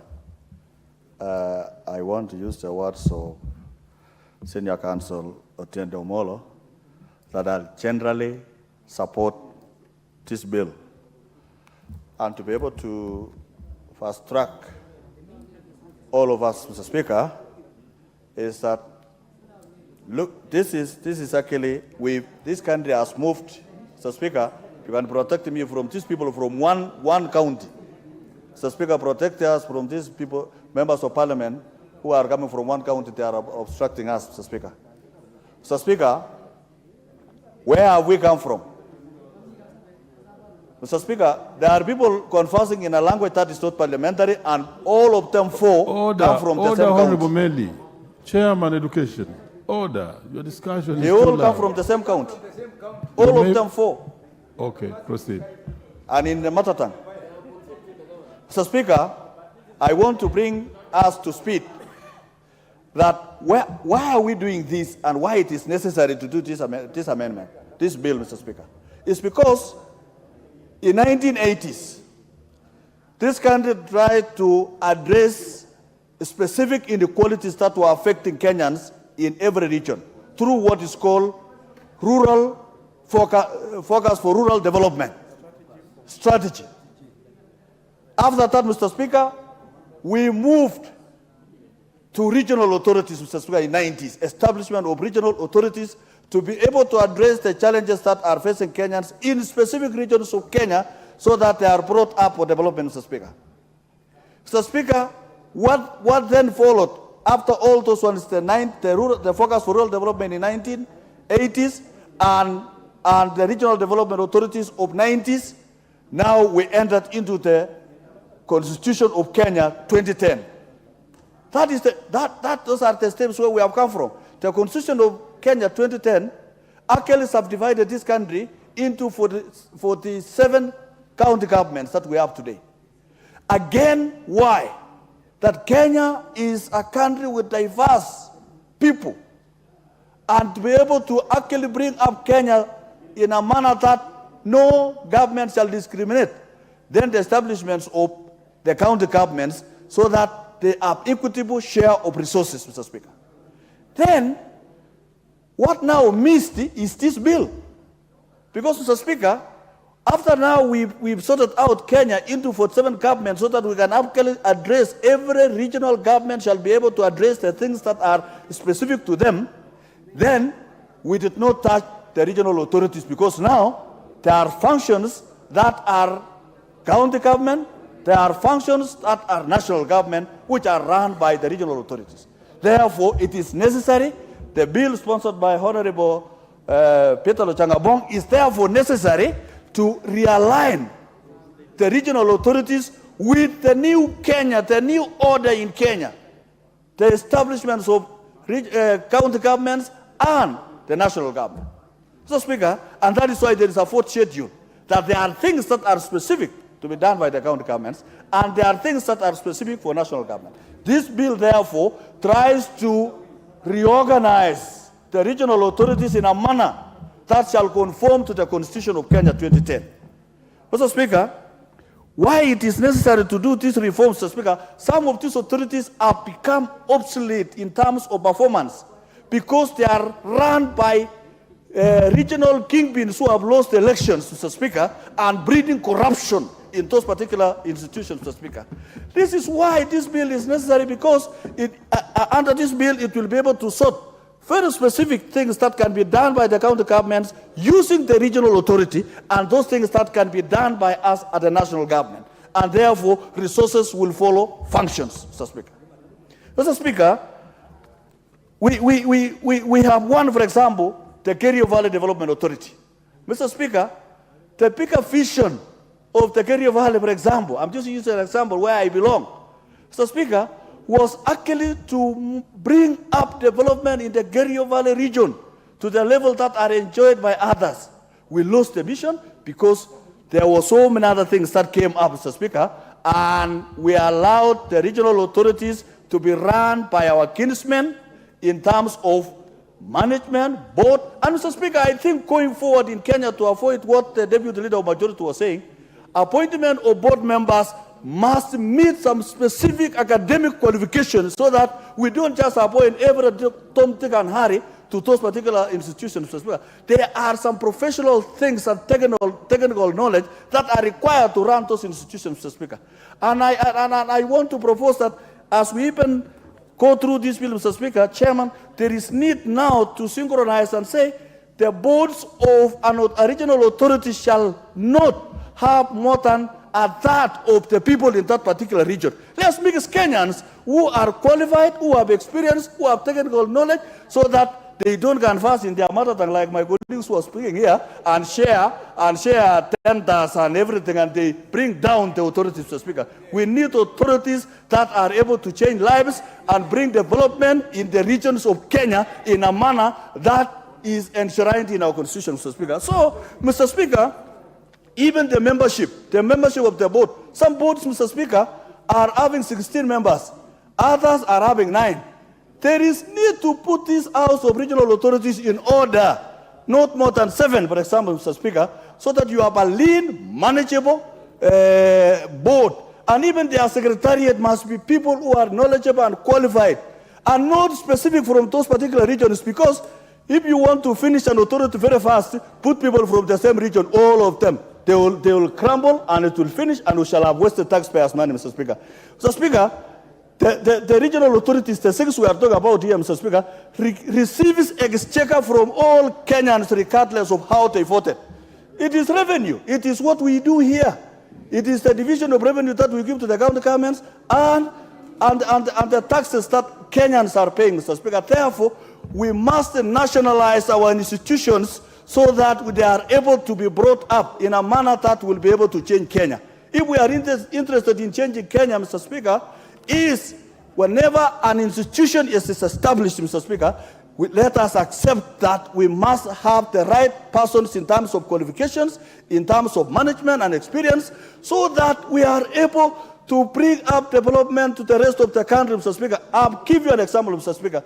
Again, the Takwel hydropower, Mr. Speaker, was supposed to generate power, and the water that is remaining is supposed to be used for irrigation in the entire side of Turkana and West Pokot, Mr. Speaker.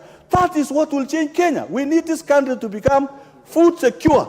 Kerio Valley alone, Mr. Speaker, has the capacity to produce food and sugarcane without using fertilizer that shall build this country, Mr. Speaker. So these regional authorities, I accept, Mr. Speaker, must be reformed. They must be reformed in accordance to this bill, and we shall even add some more amendments so that it actually sets up the entire country in a manner that brings everybody on board, Mr. Speaker, including the county governments. Mr. Speaker, even the county governments need a role. The county assemblies of Kenya need a role. So that now, Mr. Speaker, we match these particular regional authorities with what the county governors have always struggled to establish, what is called economic blocks. Mr. Speaker, there is now need to realign economic blocks together with particular this bill so that we have entities that are economical, that are viable, that are able to generate revenues for our country, and even the auditing of this authority, Mr. Speaker.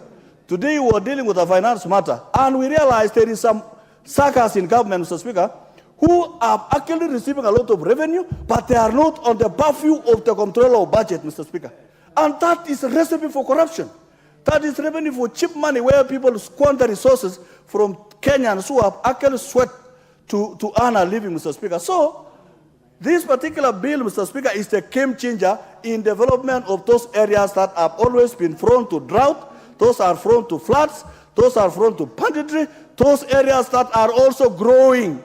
Those who are doing fishing, those who are doing sugarcane, we can be able to bring up the rest of the country to the level that we can say Kenya is a prosperous nation, Mr. Speaker. So, Mr. Speaker, I support this bill with the necessary amendments, and we say let us have a unified country and let us reduce the number of suckers that are non-profitable, that are consuming taxpayers' money, so that we reduce and become economical and we'll be able to change our country, Mr. Speaker. With that, I rise to support, Mr. Speaker. The Honorable Zamzam Chimba. Asante sana Mheshimiwa Spika, na mimi niweze kuunga mkono mswada ulioletwa leo bungeni kuhusu maendeleo ya idara ya mikoa. Mheshimiwa Spika, mengi yamezungumzwa, lakini mimi nataka kusema hivi. Licha ya kuwa tunataka maendeleo yaweze kuonekana katika mikoa yetu na katika idara ya mikoa, Mheshimiwa Spika, pia niweze kuelezea kuwa na nasikia wenzangu hapa wakizungumza mambo ya ukabila, mambo sijui ya nini. Serikali hii ilileta ugatuzi katika katiba yetu ili watu waweze kufaidi kutokana na rasilimali zao, Mheshimiwa Spika. Mheshimiwa Spika, hapa katika bunge hili tunashuhudia unafiki mkubwa sana, kwa sababu Mheshimiwa Spika, watu wengi ambao wako katika jamii ambazo ni ndogo ndogo, Mheshimiwa Spika, hawajaweza kufaidika kisawasawa kutokana na rasilimali zao, Mheshimiwa Spika. Na ndio maana mimi naweza kusema kuwa, Mheshimiwa Spika, licha ya kuwa tunataka kuweka watu ambao wamestawi, watu ambao wameimarika kuchukua idara kama hizi ili kuweza kusawazisha rasilimali na uchumi katika mikoa yetu, Mheshimiwa Spika, lakini Tukiangalia hata juzi baada ya kura, Mheshimiwa Spika, watu wamepewa idara nyingi sana, wale ambao walianguka kura, Mheshimiwa Spika. Na imekuwa idara hizi sasa hazina maana. Manake kila siku ni siasa zinapigwa katika maidara hizi, Mheshimiwa Spika. Hata ukienda kutafuta usaidizi, unaambiwa wewe ulikuwa chama fulani, hapa kuna chama fulani, hapa kuna hivi. Mheshimiwa Spika, wale walioanguka kura wajifunze kuja kurudi kutafuta wakati mwingine, Mheshimiwa Spika. Sio kuwa walimbikizwe kwa wananchi katika maidara ambapo unapata hata hujui kazi yao wanafanya nini, Mheshimiwa Spika. Na licha ya kuwa tunataka wale ambao wamebobea katika kufanya shughuli katika idara hizi, Mheshimiwa Spika, lakini pia tuheshimu gatuzi. Tukipewa pia watu ambao wanatoka sehemu zile, Mheshimiwa Spika, wanaelewa vizuri jiografia ya sehemu ile, wanaelewa vizuri cultures na tradition ya sehemu zile, wanaelewa vizuri matatizo ya wananchi wa pale, Mheshimiwa Spika. Na kwa hiyo tukipata watu ambao wametoka sehemu zile lakini ni wale ambao wamebobea, yani professionals, itatusaidia sana, Mheshimiwa Spika. Mheshimiwa Spika, nimesikia mbunge mmoja akisema tuache mambo ya ukabila na nini, na mimi nataka niseme hivi, Mheshimiwa Spika, tumeshuhudia ukabila mwingi sana wakati wa kura, wakati wa kutafuta kura. Na hii imeshuhudiwa katika nyanja zote, Mheshimiwa Spika. Isiwe katika maendeleo watu wakiuliza haki zao wanalemezwa na ukabila, Mheshimiwa Spika. Sisi watu wa Pwani tumefinywa sana. Na ukiangalia idara nyingi katika Pwani, Mheshimiwa Spika, hata pale port kazi zinaandikwa, ukiangalia msururu ule ulioandikwa kazi, watoto wetu hawamo, Mheshimiwa Spika. Na ndio maana utaona mbunge kama huyu ndugu yangu Owen Baya ana ule uchungu ambao wa Pwani tunasikia. Tunasema hivi, hatutetei ukabila, lakini tunasema mtu mcheza kwao na mtu akiwa kwao pate kile cha kwao. Mheshimiwa Spika, sisi tukiomba kama wapwani tumefinywa sana, rasilimali zetu zinaenda sehemu zingine. Na mimi nataka kusema kwetu tumekaribisha kila mtu, hatukatai, Mheshimiwa Spika. Lakini idara hizi pia ambazo tumewapa mamlaka watu kutoka sehemu zingine za Kenya, ni haki wao kufanya kule kazi, lakini wasitufinye ikawa tunaona majina yanatoka kwingine wanaofaidi ni wa sehemu ambazo zinafaidi sana, na sisi wapwani tunabaki nyuma, Mheshimiwa Spika. Na ndio maana wengi wamemtafsiri vibaya ndugu yangu Owen Baya, ni ile uchungu anayojua sisi wa Pwani tunafuatia, Mheshimiwa Spika. Sisi tunataka mtu akipewa idara katika pengine kule port, angalie watoto wa Kipwani. Ndio hapa hii 70% inavyosemwa na constitution, mimi naiangalia, ama nitaenda kuchukua kina mwafulani kutoka kwetu nyumbani ndio waje wapewe kazi pale, Mheshimiwa Spika. Kwa mfano mdogo, Mheshimiwa Spika, chakula sisi kama wabunge wa Pwani tuliweza kuapply kule katika asal chakula cha kupatia wale watu wetu ambao wana njaa.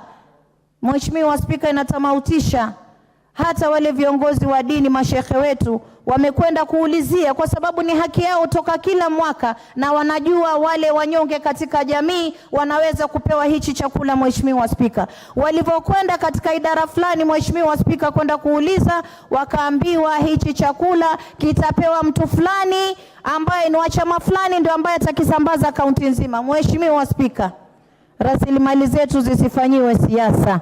Hii ndio maana unaona hata ndugu yangu Owen Baya amekuwa mkali, kwa sababu mambo mengi yanafanywa kufinya watu wengine, Mheshimiwa Spika. Kama sisi sote tunafuata sheria ya Kenya katika mambo ya idara ya mikoa, basi tuangalie kuwa kila mmoja, kila Mkenya anapata haki yake kulingana na katiba, Mheshimiwa Spika. Haiwezekani chakula kwa mfano kimetoka kule katika idara ya asal, kikija Mombasa unaambiwa nyinyi mashekha mwezi kuchukua chakula, kitachukuliwa na mbunge fulani ndio ambaye atasambaza kaunti nzima. Chakula hicho si cha kufanyiwa siasa, Mheshimiwa Spika. Na mimi leo napinga hapa vikali nikisema, wabunge wenzangu, tuangalie, ukishachaguliwa katika kiti usianze kufinya wananchi. Una vitu vingi ambavyo uweza kuwafanyia wananchi, lakini mambo ambayo yanahusiana na taifa nzima, yanahusiana na kila Mkenya, wewe lazima uangalie kuwa yule mwenye idara amepewa mamlaka ya kuangalia kila mmoja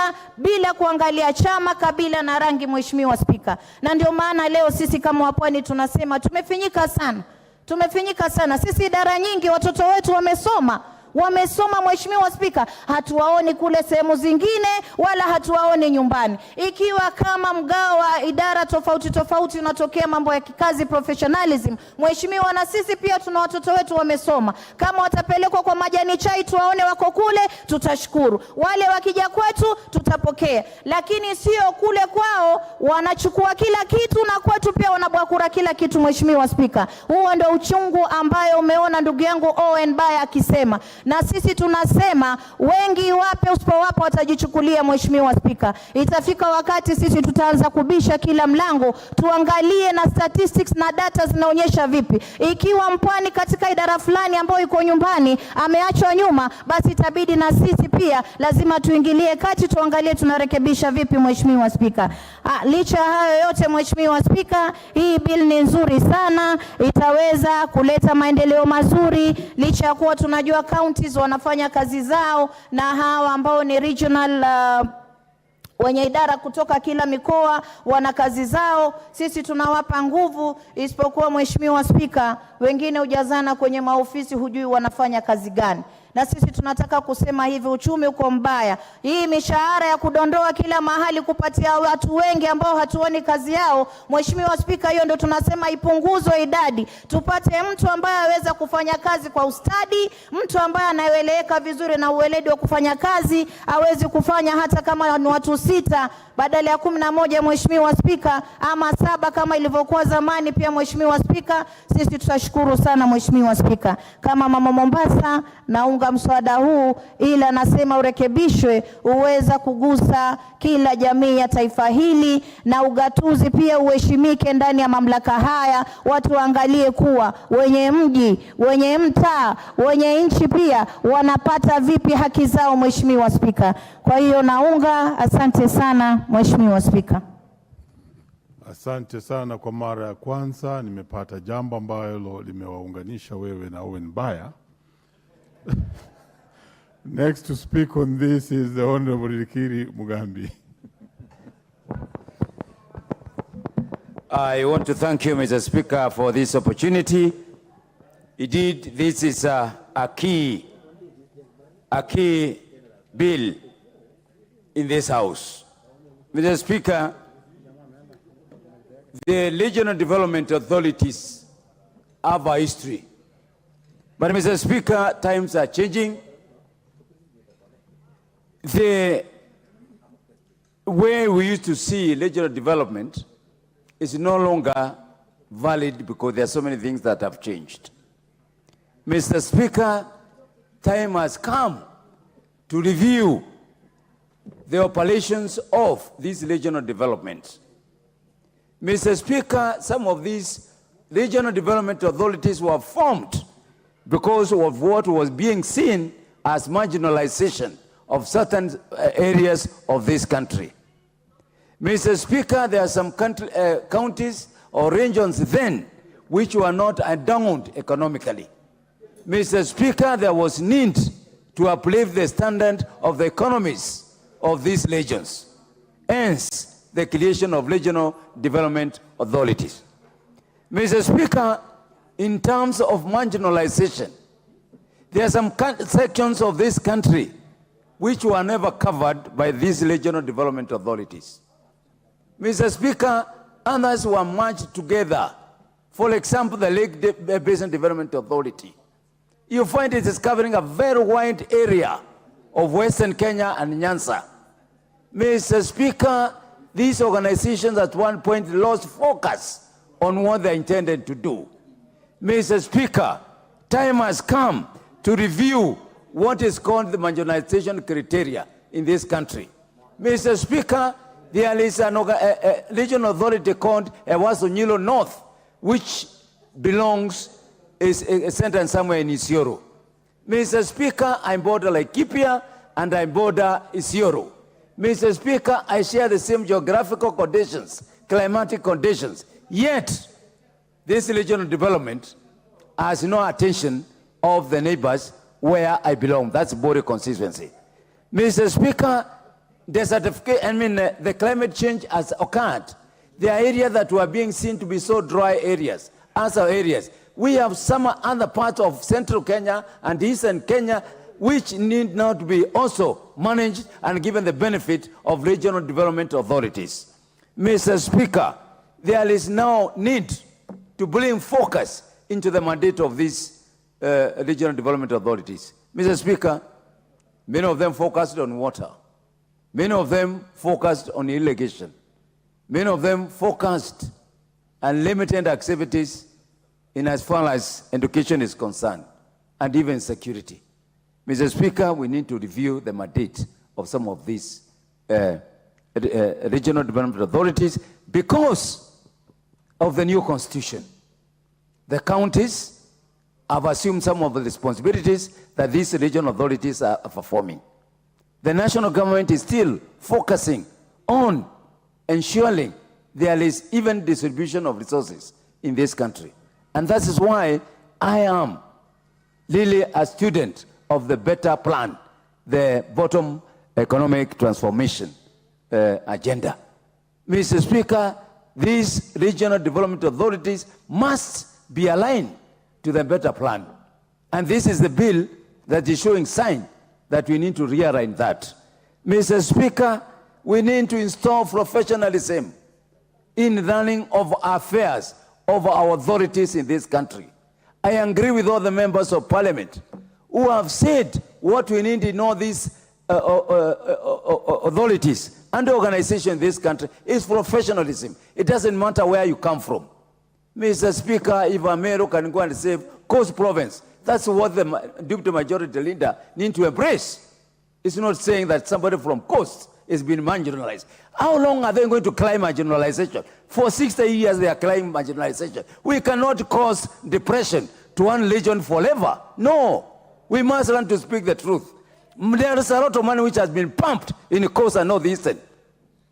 And it is common sense. So we can't be claiming marginalization 60 years down the line. That is the long concept. Every Kenyan has a right. Every Kenyan has an opportunity to do what is supposed to be done. Mr. Speaker, there is no point of wonder when you speak the truth. And when the truth is known, we give What's the point of order, Honorable Owen Baya? Let's listen to Honorable You know, Honorable Speaker, the Honorable Ndikiri, in spite his gray hair, lacks facts in what he's saying. It is factual that the Coast region has been underserved for many years, for the 60 years that he's talking about. It is factual that the most poor regions in this country are in the Coast. Coast Development Authority was set up by the late Karisa Maitha in this parliament to mitigate against underserving the populace in the coast. And therefore, Coast Development Authority was set just for that purpose, to mitigate underdevelopment. So the Honorable Ndikiri needs to look at facts. Facts are in the standing orders. It is factual that underdevelopment has been there for the last 60 years. So stick to facts. Very well, leader. Coast has been underserved. So do not paint a picture which does not exist. It is facts. This parliament believes in facts and corrective. Honorable Baya. Mr. Speaker, thank you very much. You know, as I said, you cannot deny the truth. And there is no facts in according to you. Let's not play politics on this. We are dealing with a very serious matter. In fact, members, before you proceed, Honorable Baya should have actually produced the facts. Yes, but correct. Meanwhile, proceed. Let him tell the fact because, you know, a kid cannot continue crying forever. No, we must be serious. We must live what we are preaching. Baya is part of the better program of this country. And he cannot play a game negativity. No, that is wrong. And he has been advised by senior counsel, my brother Amolo. If you you can't take the advice of anybody else, please take the advice of senior counsel Amolo. He has gray hair like me, and that's where you draw wisdom. Mr. Speaker, there's a lot of spending of money with these organizations. And Mr. Speaker, where the we are appropriating money to the national, regional organizations, then we must have a national outlook. Mr. Speaker, time has come. We either say these are regional organizations, authorities, that are funded by the checker, appropriation through National Assembly, all we transfer their functions to the counties. And therefore, we also increase the funding of the counties so that they can perform the same functions. Mr. Speaker, it is very important for this country to go back again. We must review, because there are some counties which are not covered by this properly by these organizations. The Tana and Athi River, they cover very limited areas of Meru County, where I come from, and it's specifically Bode constituency. It is not under any of these authorities. Yet I share the same geographical conditions with Laikipia and Isiolo. Meaning, as we push through these authorities, we must ensure all the areas that have similar climatical and weather conditions, they are lumped together. And therefore, I'll ask the drafters and the proposers of this bill, we must now reorganize and see the areas of coverage. Because if you don't do that, we will only be discriminating against the traditional known counties. Mr. Speaker, I join the other members and say time has come for us not to start going backward, but move forward. I therefore support this bill. The Honorable Jackson Kosgei. Thank you, Mr. Speaker. From the onset, I want to support the Regional Development Authority bill. It has been said, Mr. Speaker, that purpose dictates priority. The regional development authorities were created and tasked with a unique mandate in the progression and development of our country in trying to fulfill the agenda of developing Kenya in a uniform way. About 40 years ago, the regimes that followed, there was some concern. Some regions have not been developed, and it looked like the development agenda of 1965 would not meet it and would not help them. So these regional bodies and authorities were created to mitigate on this, like one of our colleague mentioned a while ago.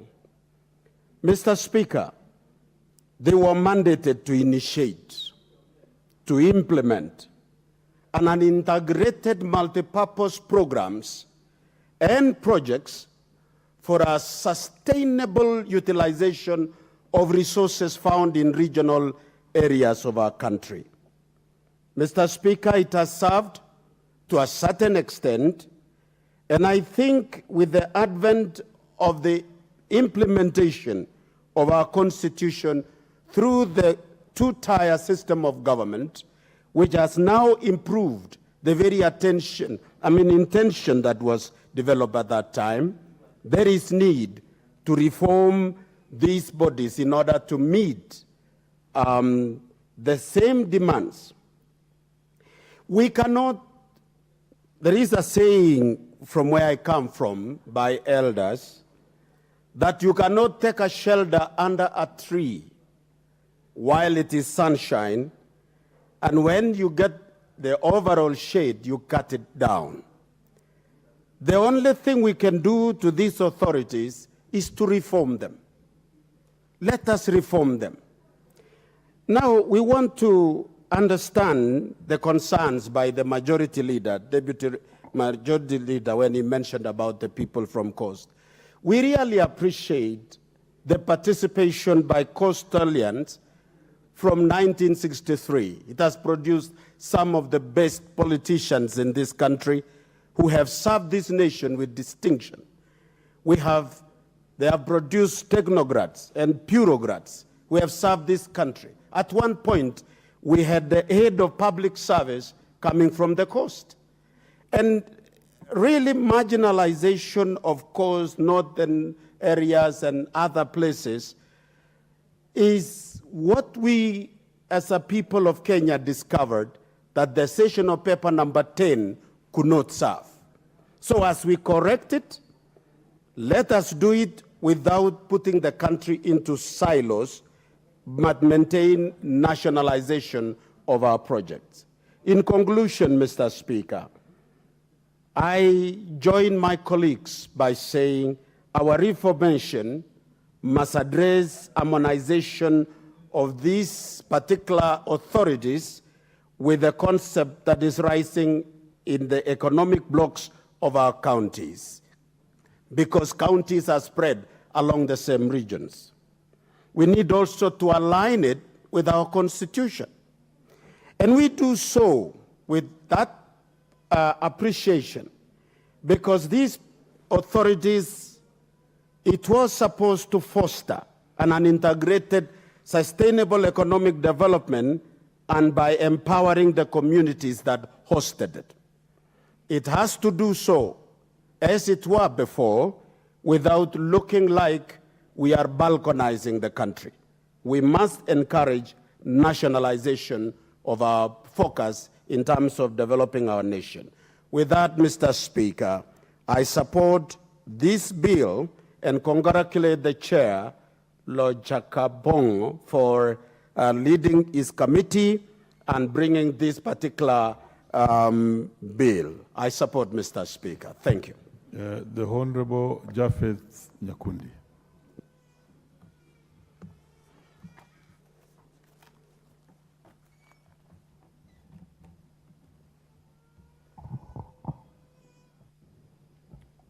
Thank you, Mr. Speaker, for also giving me this opportunity to say a word on this important bill. RDAs are very important entities that were started to act as devolved functions back then. But with the enactment of the 2010 Constitution, most of these RDAs have been rendered redundant because most of their functions have either been taken by the national government or the county government. So as a house, we have to look for the best way on how to make sure that these RDAs work optimally. A good example is the Lake Basin Authority, whereby the Lake Basin Authority gets about 200, 300 million per financial year. You find that this money goes into paying recurrent expenditure and personal emolument. So the employees who work there, they do not have work to do. You find them the whole year, they are just seated in the offices doing nothing. We need to look for a way that these RDAs, either they be amalgamated or this honorable house decides and we put enough money and resources to these RDAs so that they can be able to work efficiently, because we cannot have employees in offices who are doing nothing. These employees are people who are qualified, who need to be on the ground doing work for Kenyans, not just in the offices, seated there doing a lot of nothing. So I propose and I support this bill that there has to be a way of making sure that the county government and the national government cooperate with the RDAs. A good example, if we find out that most of these RDAs have done maybe bowls or have done markets, but maintaining, once they have done these markets or bowls, they go and these bowls, once they need maintenance, there is nobody to maintain them. We have to look for a way, once these boreholes have been done, they either be taken back to the to the county government, so that the county government can be able to maintain them as days goes by. So I want to support this bill, and I also want to support, Honorable Speaker, the standardization of the board members. Having 9 board members is very, very important, because you find other RDAs that have 12 members, others have 7 members. We have to look for a way of making sure that these RDAs have a certain number of board members, which we've decided is 9. We also need to make sure that these RDAs are put under one act, because you'll find Ewasonyiro South has its own act, Ewasonyiro North has its own act, Lake Basin Authority has its own act. We need to, and I want to thank in this house so that we can be able to amend the. I also want to support Honorable Owen Baya partially.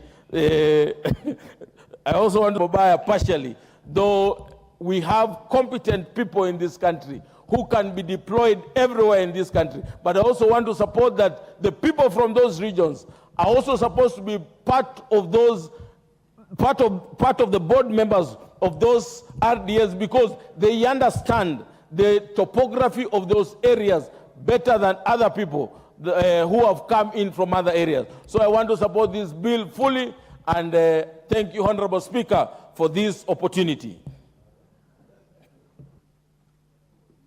The Honorable Suzanne.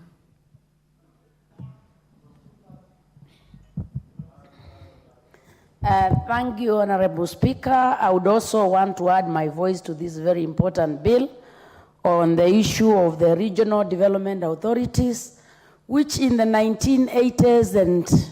Order, Honorable Suzanne. Members, I'm a strict follower of the law, and I'm following the list very well. Suzanne is the one to speak on this now, and I'll continuously do so. So just key in the card, and I will do exactly that. Proceed, Honorable Member. Thank you, Honorable Speaker. I said the regional development authorities have played a very key role in transforming Kenya in the 1980s and the 90s. And that was before the pre-devolution period. But as we look, Honorable Speaker, on most of these authorities, with the changing context, where counties and national government have very clear outlined roles they have to play in facilitating development in this area, I find it very difficult to explain some of the roles of some of these development authorities. Because some of the development authorities, you even find that they are poorly resourced. The only budget they have is for salaries. Then most times I'm left wondering, are we paying people just to have them get salaries? Didn't these authorities have a clear mandate of what they should have? Like, for example, I'm having in mind very key authorities like the Tada and the Tana River, which have a very big mandate, especially when we observe, Honorable Speaker, that they operate in most marginal areas. But when you look at the budgets, most of them do not have budgets except recurring expenditure. Is there any need to give authorities that have outgrown their usefulness? I am of the view that some of these authorities need to be closed down if we can't fund them. Because I think when we have structures of governance and the management, it is basically not to give people salaries, but it should be aimed as meeting a purpose that will actually drive this country to a higher level. But when we have authorities that have just been reduced to bodies to give salaries and the people to have sitting allowances, I think as a country, we are actually missing a point on that. Nevertheless, I've heard the argument that these regional authorities sometimes they lack the expertise because people want them to have people from their own area.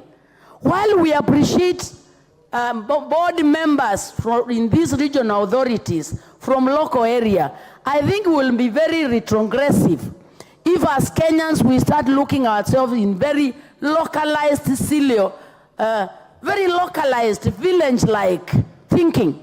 No wonder our politics are also going in that direction, because nowadays you listen to arguments and most of these arguments resort into very tribal village argument.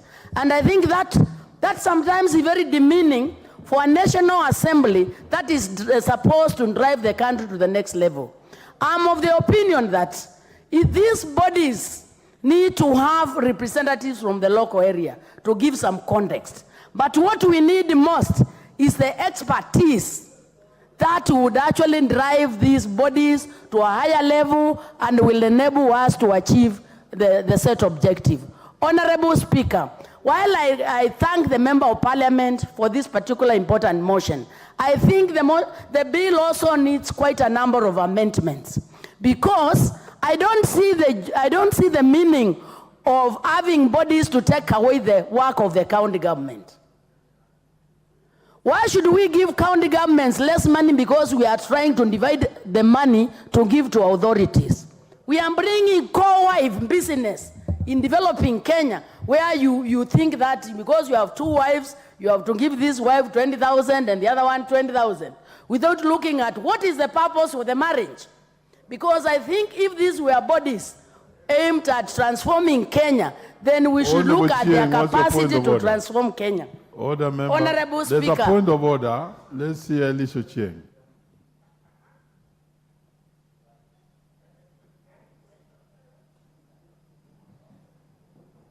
No, it is. Come down.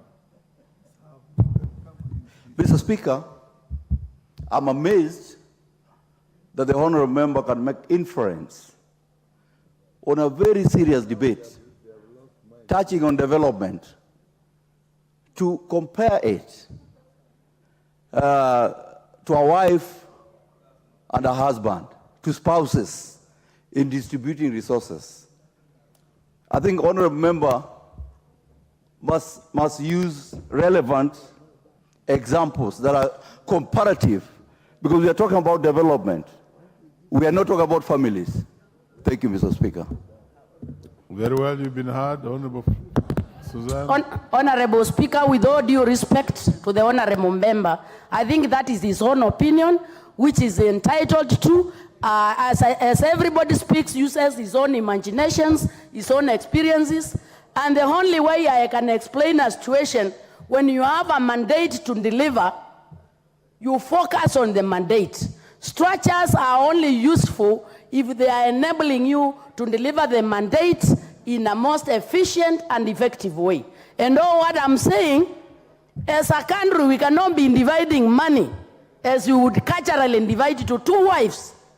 We must put our money to structures that deliver what we want. And in this particular concern, I think counties, where the work of any authority falls in the county, I think that authority becomes obsolete.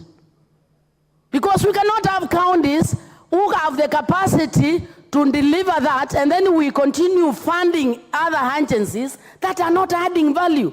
My Honorable Speaker, I think sometimes as legislators, we are very polite. But I think when it comes to economic development, I think we need to critically look at the issues and actually support where change can actually come in this particular country.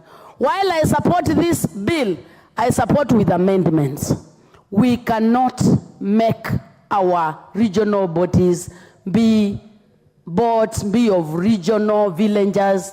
I have nothing wrong with villagers, but I think we need to have the expertise required, and if we do that, we would actually take this country to another level. And I'm of the opinion, actually, almost a half of these regional bodies are absolute. When you have Tanadhi and then you have Aditina, and you have almost even regional bodies that are duplicating their own service, in addition to a county that has a function of delivering water. Sincerely, Honorable Speaker, I don't think that is fair to this particular country, and I think we should look at our structures and have structures that can actually deliver the mandate that our Constitution has given us. Otherwise, thank you. I support with amendments. Very well. I think the Honorable Peter, this is your bill, so you can't speak on this. The Honorable Meli is not in the House. So the Honorable Jane Kiara should speak on this. What's your point of order, Leader, before we have Jane Kiara speak on this? You know, Honorable Speaker, I was listening to the Honorable Suzanne. You know, I like her. She's already down. Yes, order, yes. But I just like order, to, order, you know, order. I was... Order, Leader. Earlier on,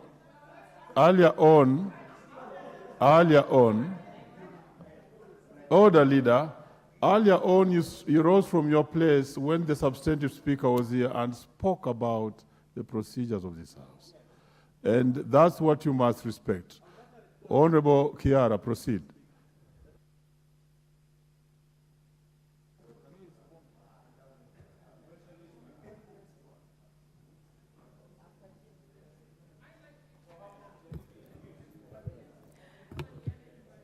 Honorable Speaker, thank you very much for this time. I think you'll speak when your time comes. I've really been sitting here. I am going to be very short, Mr. Speaker, in supporting this bill because it's an important bill. And if us members knew how important this bill is, we would support it because this is where we'll be running. The way you run to ministries to look for projects, you'll be running to this authority. However, Mr. Speaker, I agree most of it is to realign it with the Constitution, streamlining those many laws so that it's well structured and it will be easy to oversight the authorities. These authorities are important in some places or in some cases. But Mr. Speaker, there has to be a way of oversighting or policing them. And why I say this, in my first term in Parliament, there was a project, a dam project that was supposed to be sunk in Longonot. Mr. Speaker, I know money was paid, but there was nothing, not even a drop of water that was found in Longonot. They didn't even come, but in the paper, there was a project of a dam that was done in Longonot. As opposed to what is being said on regionalism, my concern would be if there's a project in my constituency, there should be public participation. Because like that dam, if they called the members around there for public participation, they would have told them there is no water that can be found here. Even if you dug how deep, it will never come because there is no stream, there was nothing. So actually that project was just to consume money. So there has to be a way of public participation. Mr. Speaker, most of the monies to these development authorities, we know it comes from donors. But how is this money policed? How do we know who has brought in money and where the projects are going? I know most of the functions also are cut across the counties, just like it has been said. Mr. Speaker, I may not be able to say that that money should go or this project should go to counties because even the counties are not able to know exactly what happens or how they choose their projects. So really, it is, let it be at national level, let it be policed, so that there has to be in the regulations a way, Mr. Speaker, how it should be policed. We know it has been like, apparently in our region, we are supposed to be in the USA South Development Authority, which has its office in I think in Narok. Mr. Speaker, we have not seen anything, even in the larger Naivasha where I was representing, I've never seen a project by USA South Authority. Reducing board members, that's fine. We are trying to reduce spending, Mr. Speaker. But as opposed to say that the membership of boards must be regional, I think we need experts. If you have a dam where you need engineers, the engineer, we have said in the Constitution, and it is what we believe in, that is a Kenyan must be allowed to work in every corner of this country. I think that should be there should not be a reason to deny somebody chances. Mr. Speaker, there need to be a lot of reforms, because I would not call for disbandment of the authority, but I would say it needs a lot of reforms so that it serves Kenyans and also gives us a chance to know exactly what is happening where, what money has come from where, because it's just so amorphous. We know there is an authority somewhere, and there is an executive officer, there is a board, and then that. What is it that these authorities are doing? So as we support, because I'm saying I think a lot needs to be done so that it is vibrant, and we know, the way we know the Minister of Education, what they are doing, can we know what this authority is doing in Kenya? I thank you, Mr. Speaker. The Honorable Ochanda. Thank you, Mr. Speaker. Mr. Speaker, the bill is attempting to do one of the things that actually is not declaring, trying to sanitize the regional authorities. In my view, these regional authorities, they could be having roles. They could be important. But where we are in this time and space, their time is gone. All the things that they've been listed to be doing have been listed to other authorities. And for sure, the constitution of this country knows only two authorities. Either you are a county authority or you are a national authority. There's nowhere else where another authority is recognized in the constitution. So we must recognize that as this parliament, that we must place the regional authorities where they belong. And they don't belong into where they are somewhere between counties and national governments. That is not right. Mr. Speaker, I think the best that we can do with the regional authorities is not to sanitize them in this arrangement, is to place them where we now have what we call county economic blocks. County economic blocks. They can be very well be secretariats of county economic blocks. You go to the lake area, instead of having Lake Basin Development Authority, all the way covering from Mount Elgon to, let's say, to Bomet, we get a secretariat of those county blocks to be in charge of things that cut across those counties, because the commonalities and those things that appear to be region-specific, that will be much more useful than having an authority, which in first place we are saying is illegal. In the next level is duplicating. It's duplicating in the sense that all that they do, what should a regional authority do in beekeeping? You go to Rift Valley Career Development Authority, one of the things that they do is to keep bees. You go to Lake Basin, one of the things they do is to keep bees. Why bees? Why should a local authority, this kind of regional authority, do that? You go to the Lake Basin, they are keeping fish. And where is fish in the Constitution? Where are bees in the Constitution? So in my view, Mr. Speaker. Yes, Honorable Chanda, let's hear this point of order from the Honorable Undo. You know, he's my neighbor, presumptive. So I'm just wondering what's the problem with the fish? I mean, Lake Victoria, developments in Lake Victoria and fish, that's the area. So I don't know what's out of order about them keeping fish and bees. In any case, bees bring honey, and honey is sweet. You don't like sweet things, Dr. Chanda. Very well, Honorable Chanda. You may proceed, but make a comment on that. No, my neighbor is right, and this is exactly what I was indicating. Fish spreads all the way from Busia to Migori. So if you want an authority that is supposed to handle all these economic issues that touch across our counties, the best authorities to do that are these things that we call regional authorities. In my view, we need to restructure them. Rather than having them as independent entities, which are legally not recognized anywhere properly, then we recommend them to the regional county economic blocks, where they can do these roles that cut across counties. You know, as at now, counties have very big problems in doing things that cut across themselves. There's a big problem in terms of how Busia and Siaya, who are neighbors, are supposed to relate.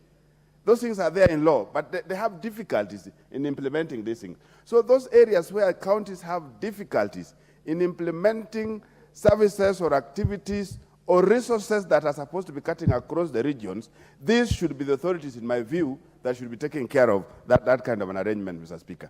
If we go that route, then there's need, and we can see that regional authorities can have something to do.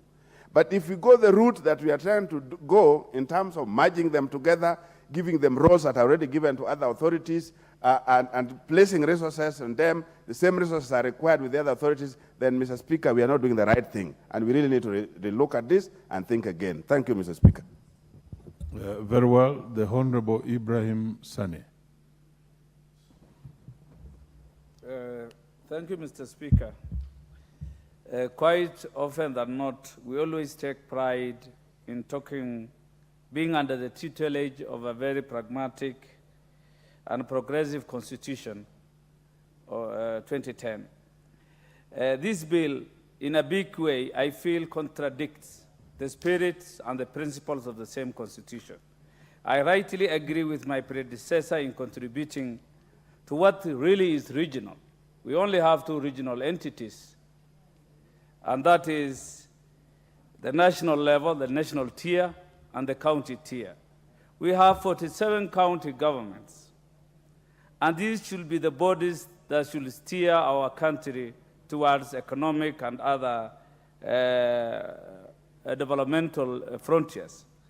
Mr. Speaker, having perused through this bill, inasmuch as it was once novel and Attica, when our constitution was the old one, and regional bodies were the best of bodies to trigger development, it is true that that has been really overtaken by the 2010 constitution, and what we can see in it is an overlap of mandate and roles. The role these regional entities are trying to do is what our county government are supposed to do. And I feel it is only fair to give governors what is due to them. We can't always start a conflict with our governors.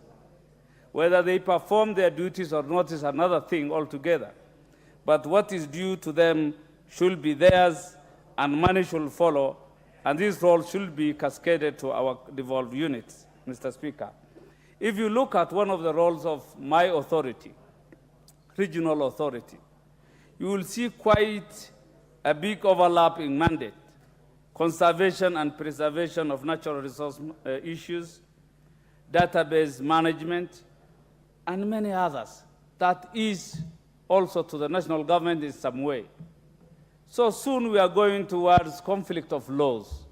We are trying to legislate so much to the extent we will be in a spot where our laws shall be at conflict with time. One other issue is their boards. We are talking of a leaner government so that we can at least save money and resources so that our economy can at least recover. I saw in the proposal a board of directors of over 13 or nearly 13. That is too big for decision making. It will be a good area for conflicts in managing the same organizations, and I believe they would have had a better, leaner boards, Mr. Speaker. One other issue, the nomenclature. What is a river authority? Where does it start and where does it end? When you take of Tanadi, these go into the coast, and then the Coastal Development Authority picks up. Then you'll ask yourself, how do they come up in naming these zones? I belong to Ewasonyiro North Development Authority. Ewasonyiro has no impact at all in my constituency. I would have rather been categorized or named otherwise. It has no relevance. Look at Mount Kenya. Mount Kenya is the source of all rivers, which go into the Indian Ocean. They flow, traverse the entire nation, and I have not seen Mount Kenya Development Authority. Whereas Nairobi in itself is the city. So developmentally, there is an ambiguity. What is a developmental authority, and where does it encompass? Where is the limit? Where does it start, and where is it ending? Without much ado, I would be frank to say I entirely oppose this bill, Mr. Speaker. Thank you. The Honorable Millie Odhiambo.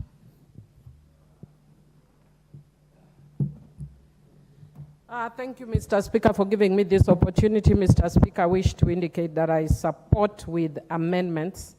And Mr. Speaker, the reason I wish to support is because this bill seeks to consolidate the authorities into one bill. And Mr. Speaker, what I was wishing the sponsor would have done and the drafters would have done would have been to also give it some legislative elegance, because I see a lot of repetition, that you find the same roles that are given the various authorities are almost cut and paste. So there is really no reason in a digitized world and in a progressive world why we should go that way in terms of doing this bill. So I'll be proposing amendments that will be making it leaner and thinner. But going more into substantive issues, Mr. Speaker, I am very happy with the principles that are enshrined within this bill. Some of them include sustainable use of resources. As a person who is committed to environmental conservation, I think the issue of sustainable use of resources is very important. And if you look at, for instance, the way some of us are using our resources, it's a challenge. It's unfortunate that there's a bill that came up on natural resources that has failed, but I think that's one of the things that we need to look at. For example, Mr. Speaker, I'd give you an example. There's a lot of construction that is going on in our counties for roads. If you see, there are small hills that are generating what is needed for the roads. And very soon there will be no hills in those areas. That is part of actually what is affecting climate change. And so when we are dealing with issues that talk about sustainable use of resources, it's significant and important for me. Secondly, the issue of promotion of equity in the management of natural resources to ensure equitable access for present and future generations. Mr. Speaker, as a person who is committed to protecting the rights of children, I am very keen on the use of access for present and future generations when we are dealing with the resources. And so when this is provided as a value, it's important. The only challenge is that when we are implementing, we forget this. Mr. Speaker, I'd hoped for a bolder approach that also streamlines the roles, as I'd indicated, but also that also ensures that we don't have duplication, both with the counties, national government, and with these authorities. Mr. Speaker, a lot of members have spoken to it, but one of the things I've learned, having been in this parliament for a long time, is that when we have multiple bodies doing the same thing, they actually, one of them or all of them, become cash cows. And that is why even when Parliament tries to streamline, you get a lot of resistance, because you will be killing somebody's way of earning money. But I wish we were bolder as a house and sometimes just take the bull by the horns and kill some of these authorities and give the counties greater mandates. But because I know we are not bold as a house, I will propose amendments that will allow the ones who want to steal, because I'm not EACC. When the EACC wakes up and decides they want to do their job, they will follow and ensure that these people do their works and streamline. Mr. Speaker, one of the other things I'd hope to see is a deliberate attempt to establishing a formula for sharing resources within the regions, so that even when you find that one of the authorities is working within the region and has different regions, how do you ensure that within that region there is equity? I support the inclusion of gender, youth, marginalized community in the management units of the bodies. And I want to somehow agree with Honorable Bayer, and at the same time also agree with the member that that he was raising a point of order for, that yes, we must remember marginalized communities. Coming from a marginalized community myself, Mr. Speaker, I speak to it. I know a lot of people don't consider the low community a marginalized community because of our resilience.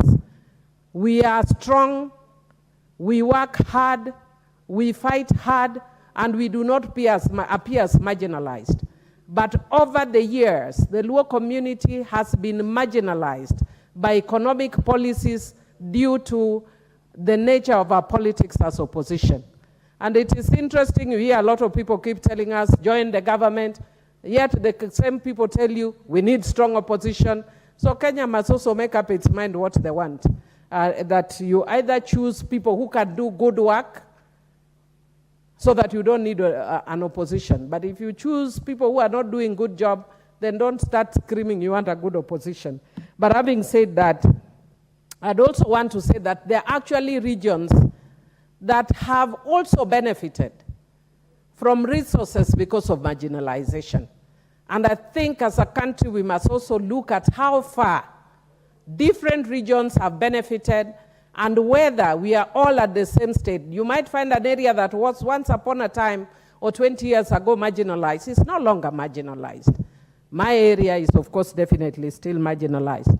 And then I also speak for the Suba, who is a much smaller community within my constituency that may suffer further marginalization.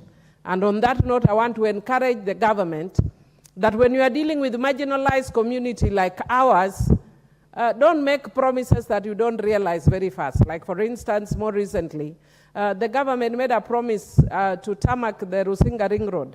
And for those of us who are very marginalized, we are really waiting with a lot of interest to ensure this is done. But going back to these regional authorities, Mr. Speaker, I'm just wishing again, and I want to agree with, I think it's Honorable Muragara that had talked the last time, that we needed a bold approach to fold up these bodies and give the money to counties, but with enhanced oversight roles so that we don't devolve corruption. And I want to reiterate that for me, that would actually be a better approach. Again, I don't know whether the Mwongozo is, that talks about the number of 8, but I'm seeing like these bodies are too many, the individuals that are proposed in these bodies are too many, and perhaps we need to streamline, especially of the local communities. I don't understand what you have a whole number of 8 that are coming in. But even within this number of 8, you need to, again, re-emphasize the issue of inclusion. Mr. Speaker, I would also want to say that one of the things that I've noticed, that this bill speaks a lot about the issue of natural resources. And I've said that it is indeed unfortunate that the bill that was talking about natural resource, and especially sharing, died at, I think, second reading. But this bill talks about natural resources without defining what natural resource is. So I don't know what exactly we are talking about in this bill, because we must ensure that we define what that natural resource is. Mr. Speaker, I'm also wishing that we could bring amendments, and I'll try that we ensure that these bodies, because we are not bold enough to just send them home, undertake programs and projects on climate change adaptation. Because since they're doing programs that have to do with those areas, and these are things that we're talking about as a country, but we don't seem to realize that, for instance, in this country in the last few days, the weather has been extremely hot, which is not very typical. And it's not here. I was in South Africa 2 months ago, and there was a heat wave. And we're actually suffering the effect of climate change. And the only things we want to act on is where we see money, like where there's a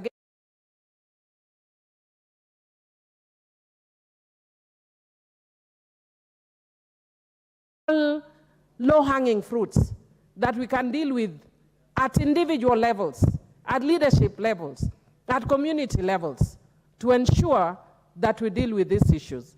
Mr. Speaker, I want to complete because I see that my time is up. Mr. Speaker, I don't know if you can just give me 1 minute to conclude. No, the interests are overwhelming. It's okay then. With those few remarks, I support with proposed amendments. The Honorable Julius Meli. Thank you, Honorable Speaker. Honorable Speaker, I rise to support this bill. As said by my earlier speaker, Honorable Mili, I would also wish that we'll also propose some amendments. Honorable Speaker, this bill is quite good, but I would like, first of all, to tell members that there is a history behind development authorities. Development authorities worldwide were fashionable to address certain geographical problems and climatical issues affecting certain regions within a particular nation. And they were very successful in many parts of the world. For those of you who are in school earlier on with a different syllabus, we had the Tennessee Development Authority, we have the Yellow River in China, and many others across the world. The Rwandese have also a very small development authority also, which is actually designed by governments to make sure that certain regions, certain bodies are actually formed to address certain problems peculiar to a particular region. So I want to thank the chair and the committee, first of all, for actually bringing all the development authorities under one law.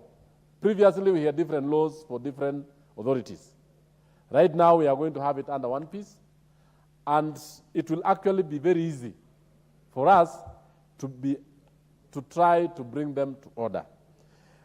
When you look at the Lake Basin, where my county Nandi covers, Kisumu, Busia, and all those other areas, the thing that Lake Basin Development Authority is to try to answer or to address problems or issues that are within the lake region.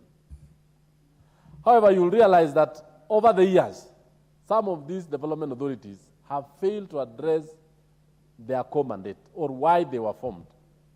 In instances where many of them have went ahead and began to build buildings in towns, which is not their core mandate. If you go to Kerio Valley Development Authority, they have a huge building in Eldoret. The Lake Basin, the same in Kisumu. Theirs was supposed to address agricultural issues, cotton in the Lake Basin, address the issue of sorghum along the Kerio Valley, address the issue of cattle, camel, along the Ewaso Nyiro two rivers development authorities, address the issues of range farming, or actually range development, where you can keep livestock in some of the areas. It has come to the notice of this committee that most of the regional bodies were actually designed to address certain specific issues that were peculiar to the areas of operation. However, because of mismanagement by previous boards, by previous institutions, by previous CEOs, you realize that many members here tend to believe that these regional bodies are not necessary. Not true. It is upon this House to make sure that we sit down, develop a very clear mandate the way the committee has done, has specific roles played. Come, for example, to the Kerio Valley and the Lake Basin and all these others. One of their mandates was to make sure that farmers along their belt or their region, if you look at the Lake Basin, they were supposed to make sure that they drill boreholes for households, for schools, for institutions, to make sure that waterborne diseases are actually eradicated. They were even supposed to teach field services on proper farming, cotton farming, so that this country can be self-reliant in textile. It can create jobs. It can move ahead and make sure that under those particular regions, like the Kerio Valley, sorghum, millet farming along the Kerio Valley, building of schools, making sure that we have enough dams for irrigation, so that we stop the menace of cattle rustling, which is going on up to today. If those authorities were very effective, Mr. Speaker, the issue of cattle rustling would be a thing of the past. Now you realize that they have invested huge resources in buildings in town, which in the first place they were supposed to have used the resources for water, the dams that they have constructed. Take all the people who are engaged in cattle rustling, for example, go into wheat farming, not wheat farming, sorghum farming, millet farming, maize farming, fruit farming. If you look at the Kerio Valley itself, it is so much rich in fruits. If we can go ahead and develop those ones, it will discourage the young men from going into raids. Now you'll realize that these authorities are actually not doing that. That is why we are proposing that we need to really propose and make sure that it is illegal for these bodies to engage in activities that are not part of their mandate. Come, for example, to the coast development authorities. We have huge potential for livestock farming across the several counties in the coast region.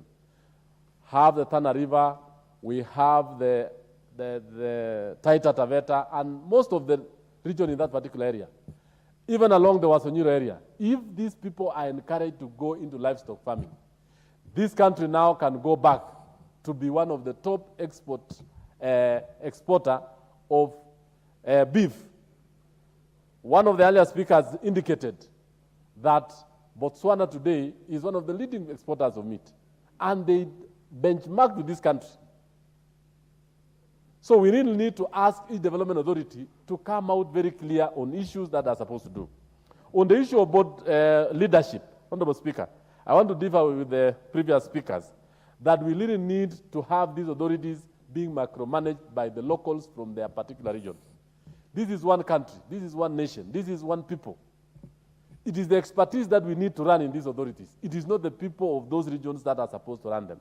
You can have a very good expert, a very good manager from a coast region managing the Lake Victoria Basin. It is possible. And Honorable Speaker, it is unfortunate that the Deputy Leader Majority is trying to lead,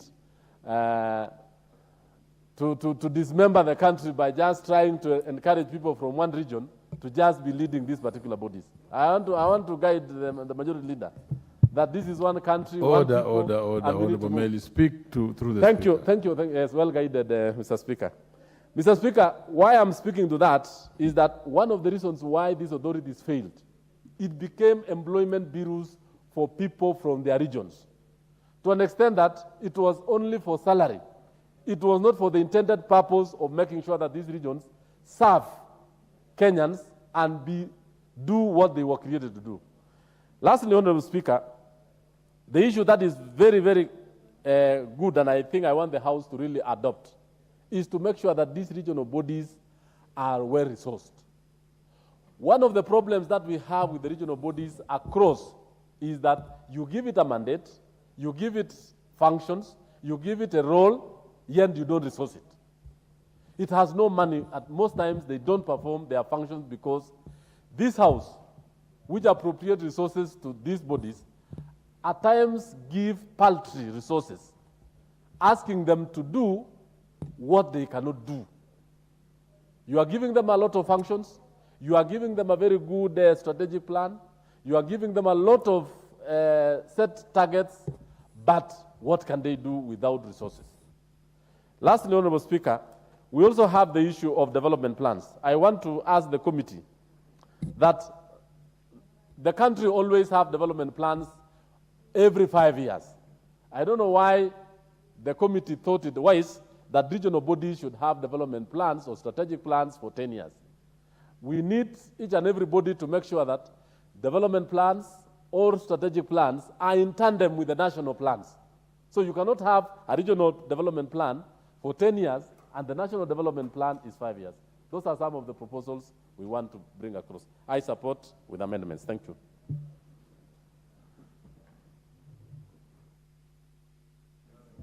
Honorable Peter Chakapong, the MP for Sigor, is not there. Honorable Yula, where is Honorable Yula?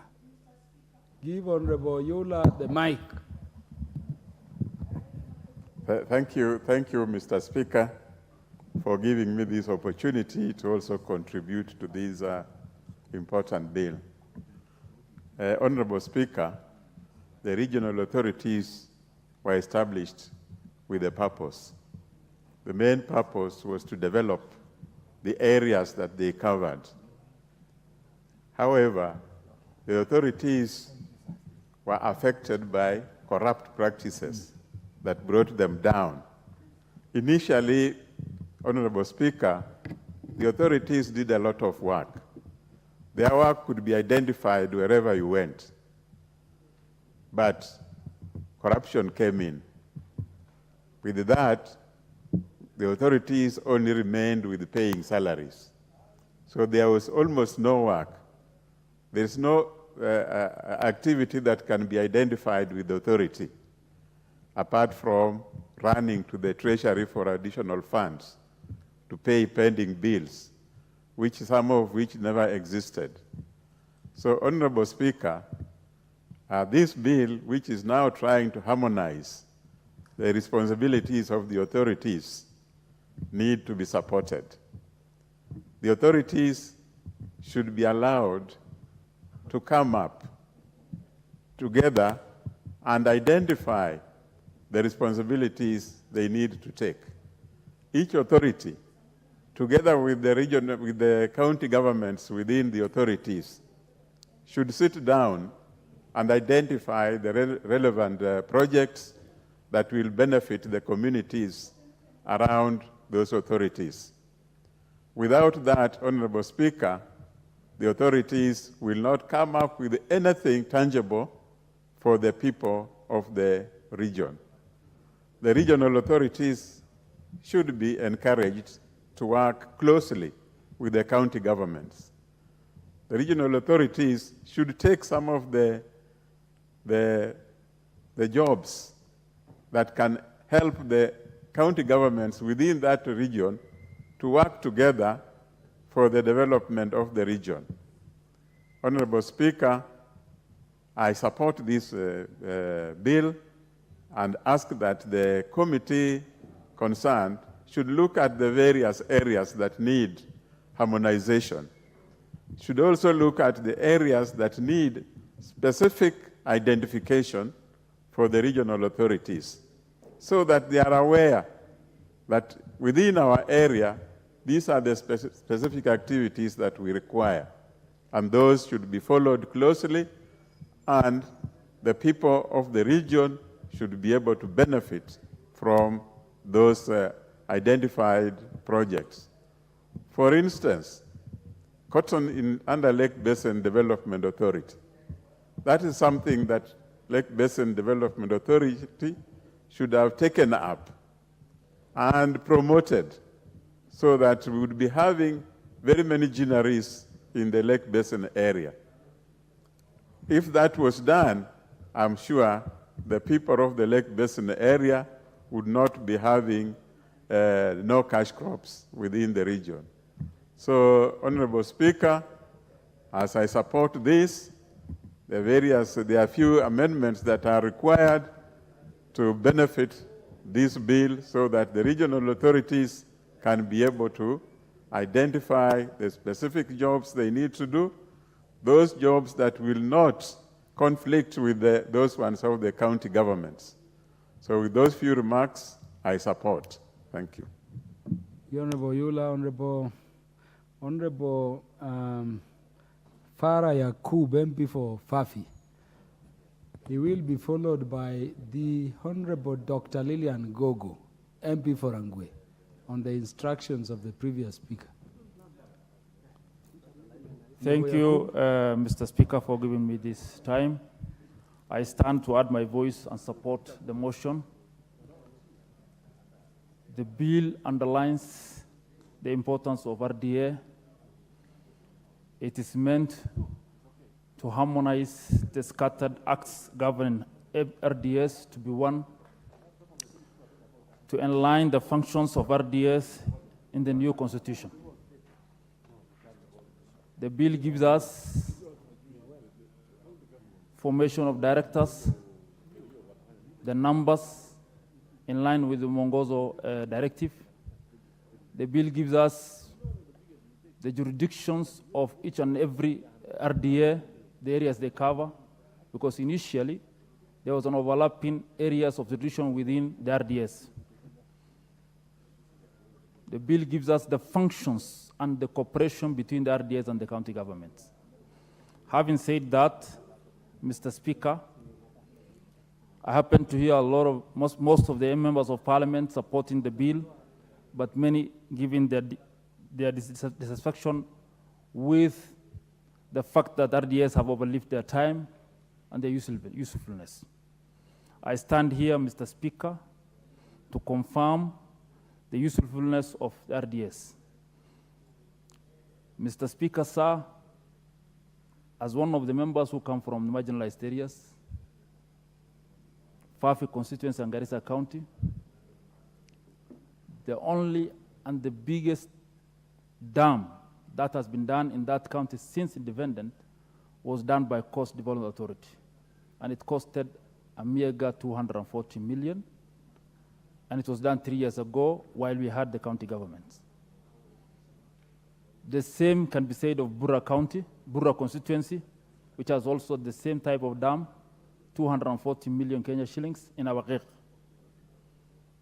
Today, as we speak, after the El Nino, that dam is filled with a capacity of 300,000 cubic meters.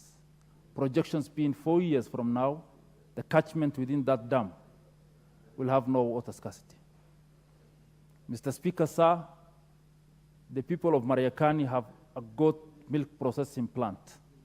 The Mamambuzi in Mariakani today reap the importance of that factory, courtesy of Coast Development Authority. Mr. Speaker, sir, Burra constituency, which hosts small-scale fruit farmers, largely mango, have for the first time gotten a fruit processing plant in Burra, courtesy of Coast Development Authority.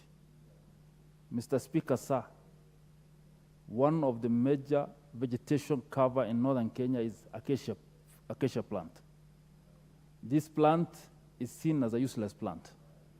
But one of the families of that acacia plant produces a gum called gum arabica, which is a very useful component of pharmaceutical ingredient. Ewasonyiro North Development Authority came up with a plan, constructed the only gum arabica producing factory in Wajir County. This is, if put into full capacity and proliferation, will harness $15 billion economy, an economy which is have been made use of by Sudan government. Mr. Speaker, sir, Ewasonyiro South Authority boasts the only functioning leather processing plant in the country, in Narok.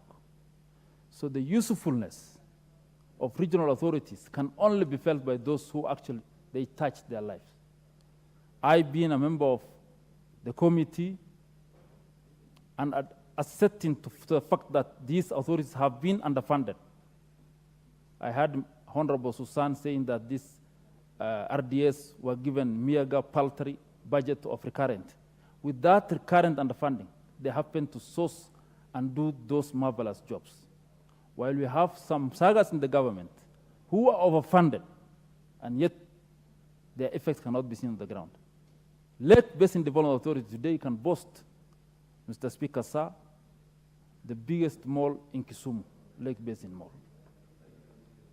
So the usefulness of RDS can be ascertained by each and every member of this parliament. Having said that, I want to support the motion and say that we support this motion and make sure that the RDS function and more resources to be allocated to them so that we can feel their effect. Thank you, Mr. Speaker, sir. The gallant MP for Rangwe constituency, the Honorable Dr. Lillian Gogo.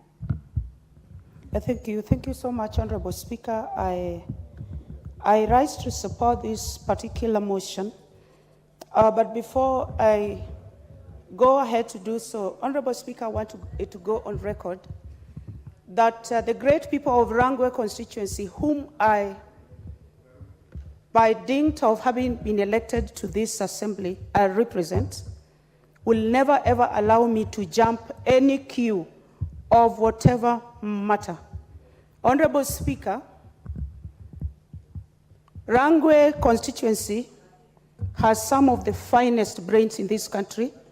There are people who are noble, and there are people who respect the rule of law. I was the first person to come to this assembly for this particular session this afternoon, Honorable Speaker.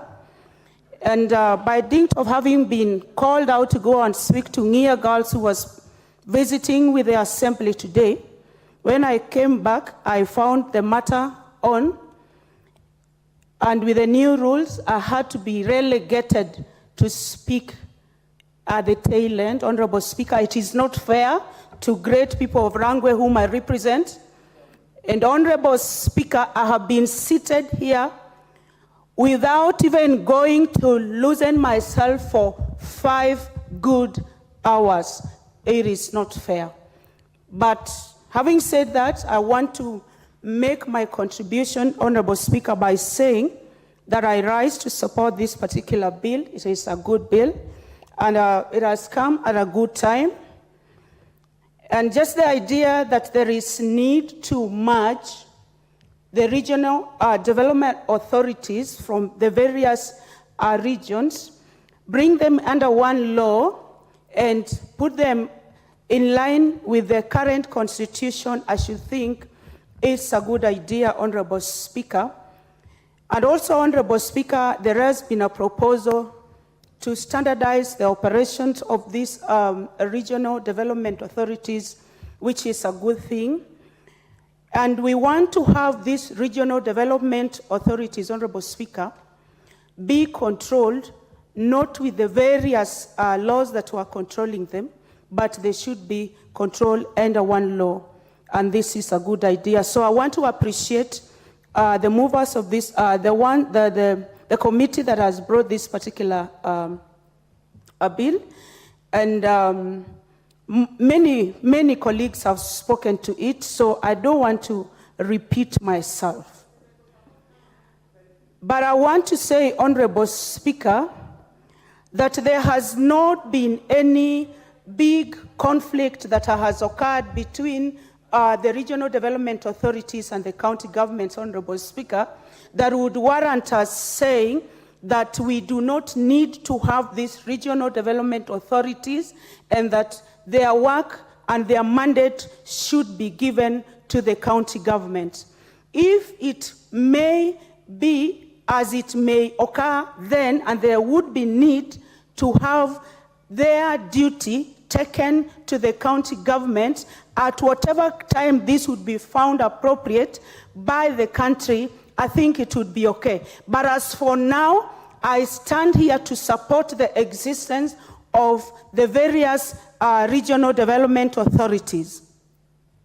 Honorable Speaker, there is one of the members who had well articulated the history of these development authorities, the purposes for which they were formed, and I have seen that with time, the particular regional development authorities have forgotten. They have forgotten the very reason why they were mandated to exist by law.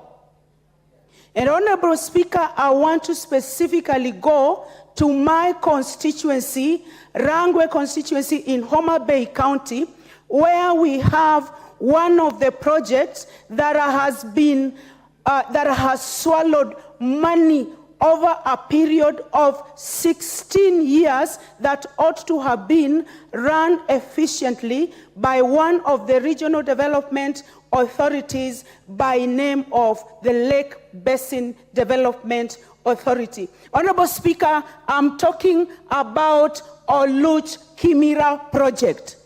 This is one project, Honorable Speaker, that has swallowed more than, and I repeat, it has swallowed more than 7 billion Kenya shillings, Honorable Speaker, without a trace of changing the lives of Rangwe people in Kochia ward and the better part of a bit of Kagan ward.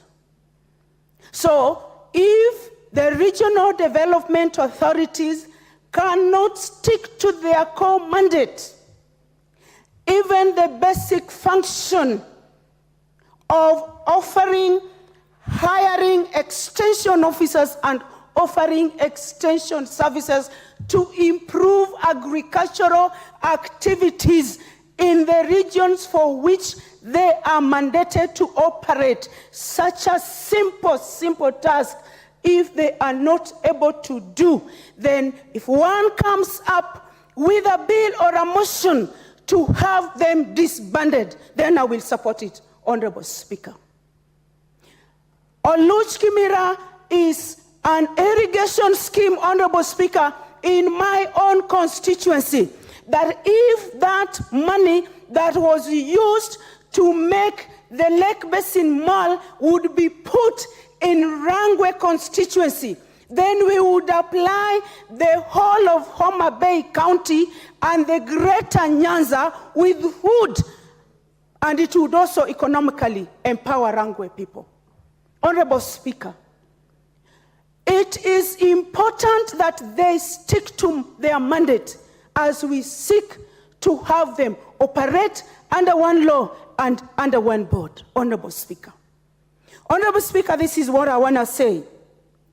As it is, the issue is not incompetence. The issue is not getting or sourcing people to manage these authorities locally, the way the Honorable Bayer was saying. Honorable Speaker, even at the cost, I believe there are competent people who can run these organizations well. But the question is, Honorable Speaker, they will mismanage the organizations because they come from their locals, and then after that, the same Honorable Bayer will come here and say, these are my people, and they will be protected on that ground. And of course, this is the language of Kenyans, Honorable Speaker. This is what I want to say, Honorable Speaker, that we must continue. If I don't get out of the core business of discussing this matter, we must continue giving services to Kenyans in a manner that develops Kenya to another level. Whoever is given these bodies to run, they must have the spirit of developing Kenya to another level. They must have the commitment to create jobs for the youth, Honorable Speaker. They must have the commitment to make sure that women need to feed their children, Honorable Speaker. Honorable Speaker, this is what I want to say from Rangwe constituency, that it is important that these regional development authorities are well resourced, as has been said earlier. We give people work, Honorable Speaker, and if there is any budgetary allocation that needs to be reduced, as it were right now, Honorable Speaker, we just went through the budget policy statement to project what we are going to require to manage the country. But if you find, when we go to the substantive budgetary allocations, you will find that the first place to have their budgets reduced will be these regional development authorities. We must give them teeth to bite by way of finances, Honorable Speaker. We must give them tools of work, Honorable Speaker. Honorable Speaker, as I finish, I can see that my time is over. But at the same time, I want to appreciate the Regional Development Authority, the Lake Basin Development Authority, for drilling at least 5 boreholes in the Rangwe constituency. Where credit is due, it should be given. But they need to do more. They need to do more. They need to work better. They need to work smart. And under the new law that has been made, I think we will get. Thank you, Dr. Lillian Gogo. Honorable members, we go back to the statement on legislative proposals to amend the Constitution. Order 114, 7A. We are going back. Remember the statements on the legislative proposals to amend the Constitution. directions had been given that at exactly 6, we will revert to that particular business. So those who wanted to contribute on the earlier order can wait for the next time it will be scheduled. Well, this is like an adjournment motion. Once it is said from this time we go that way, your speaker does not have any power to review or rule.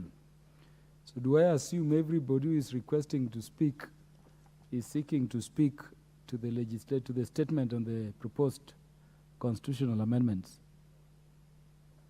Honorable Makali, that is what you want to contribute on? The Honorable Dr. Makali Mulu. Honorable Speaker, I wanted to contribute on the regional authorities bill. So you can give that chance to somebody else.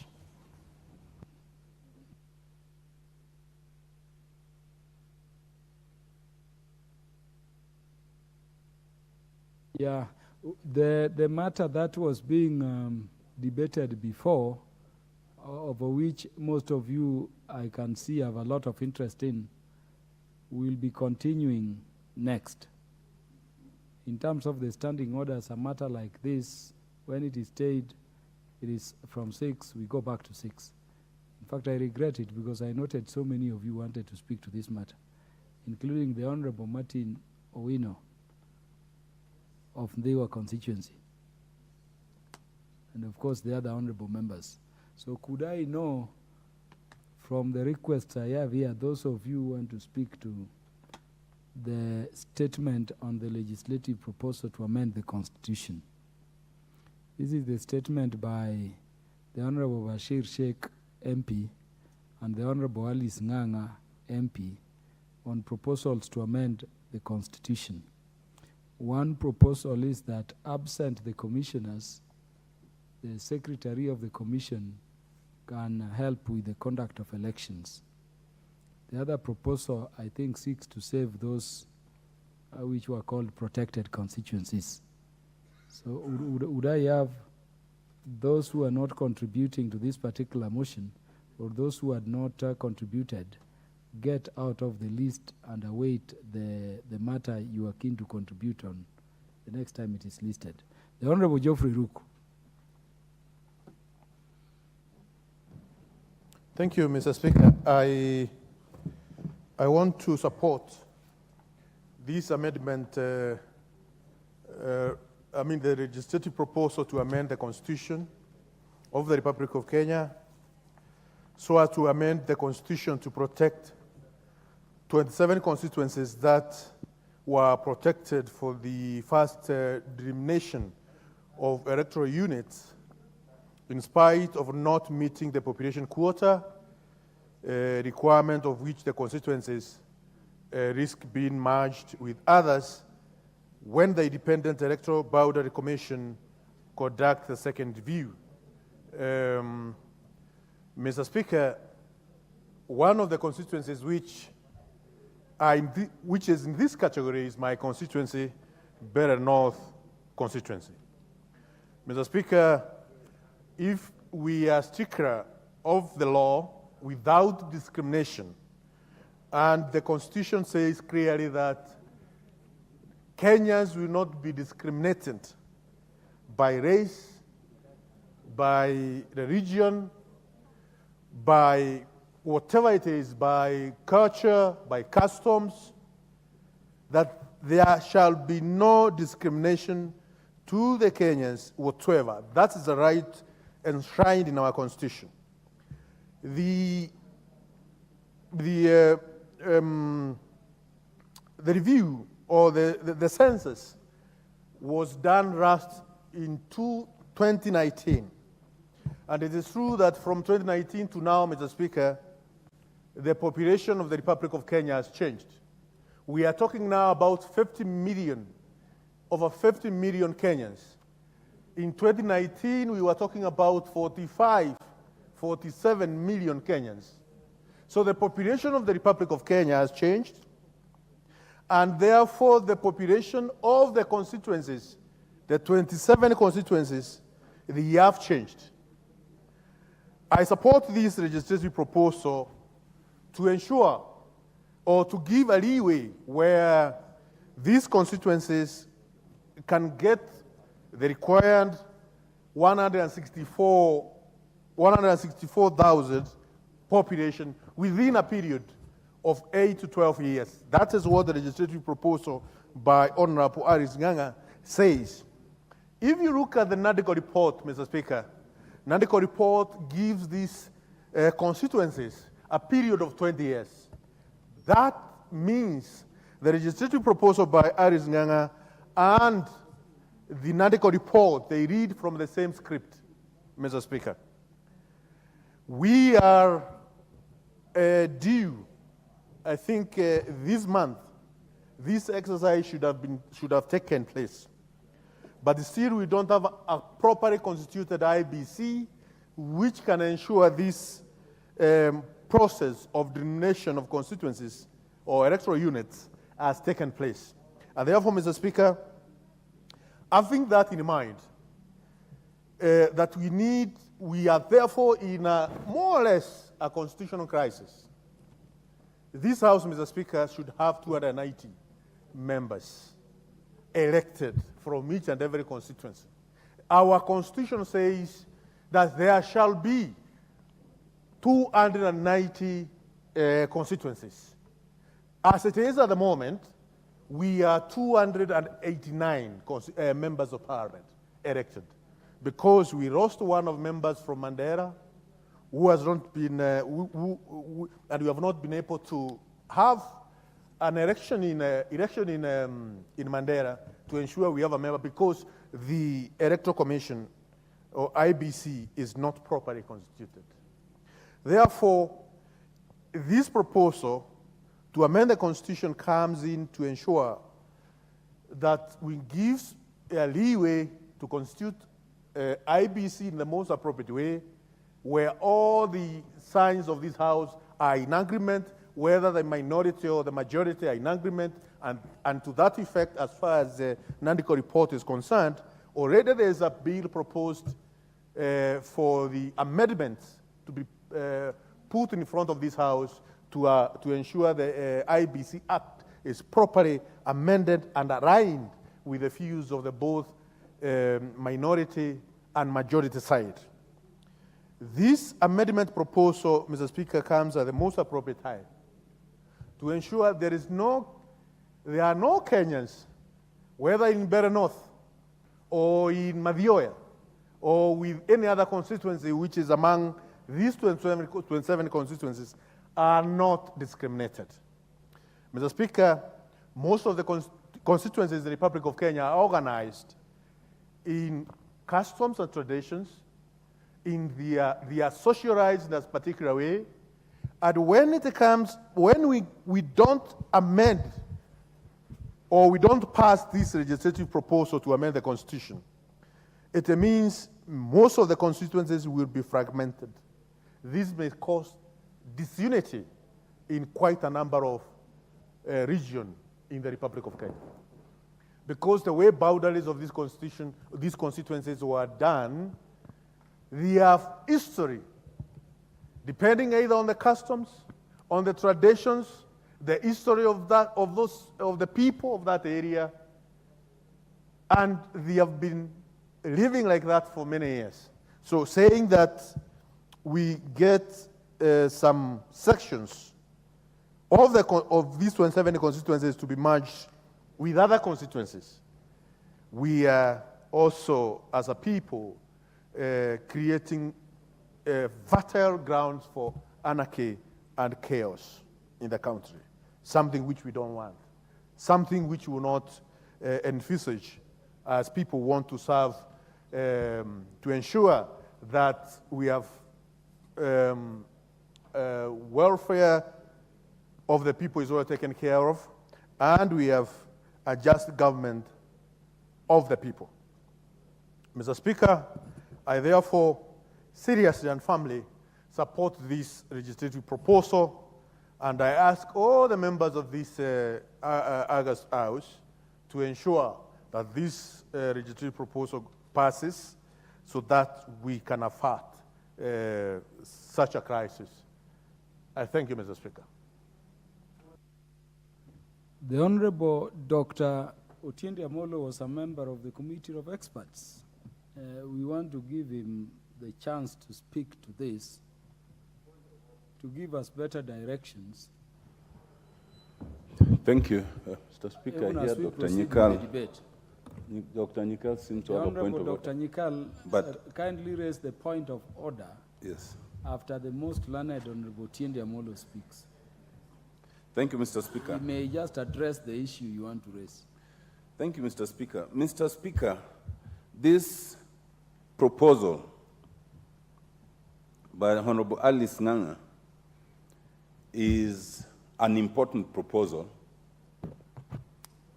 It looks timely, but it might be dangerous.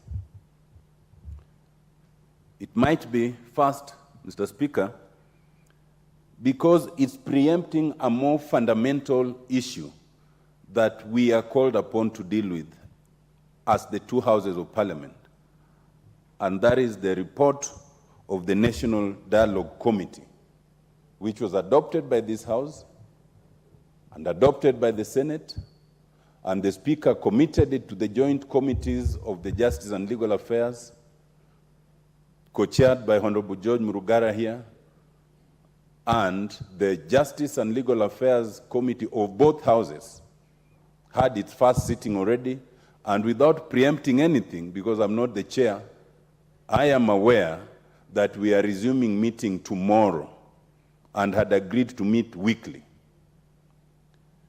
In the NADCO report, a very fundamental proposal has been made to change the period contemplated by the Constitution from between 8 and 12 to extend it to 15 years. Depending on how that discussion is had, the urgency of such a consideration ceases. It is then postponed, and it gives enough time for everyone to think through this matter. To adopt such a proposal right now undermines those proposals in the NADCO report and will actually just end up in some level of confusion. To that extent, Mr. Speaker, this proposal is premature. Secondly, a similar proposal is in the face of the Constitution. We found it necessary to protect the constituencies in issue from the first review, and that is in Schedule 6, Section 27 of the current Constitution. So that when the first review was undertaken, I believe it was in 2012, the idea of interfering with any of these constituencies was foregone, and therefore there was no interference. Such provisions usually are contained in transitional parts of the Constitution, not in the substantive part of a Constitution, because then you are entrenching something for posterity which you might need to deal with differently. To that extent, insofar as the idea is to amend Article 89 on its very face, then it becomes dangerous, instead of even considering an extension of Schedule 6, Section 27, in the event that that is what we wanted to deal with. But thirdly, and more importantly, Article 89 gives various parameters. And the jurisdiction for this is not for the House, it is for the Commission. The House, even this House, cannot arrogate itself a task expressly reserved for an independent commission. In the event that we get there, the idea of preserving all constituencies, not just the ones in danger of being affected, but even all existing constituencies, will then be an idea that is presented to the Commission.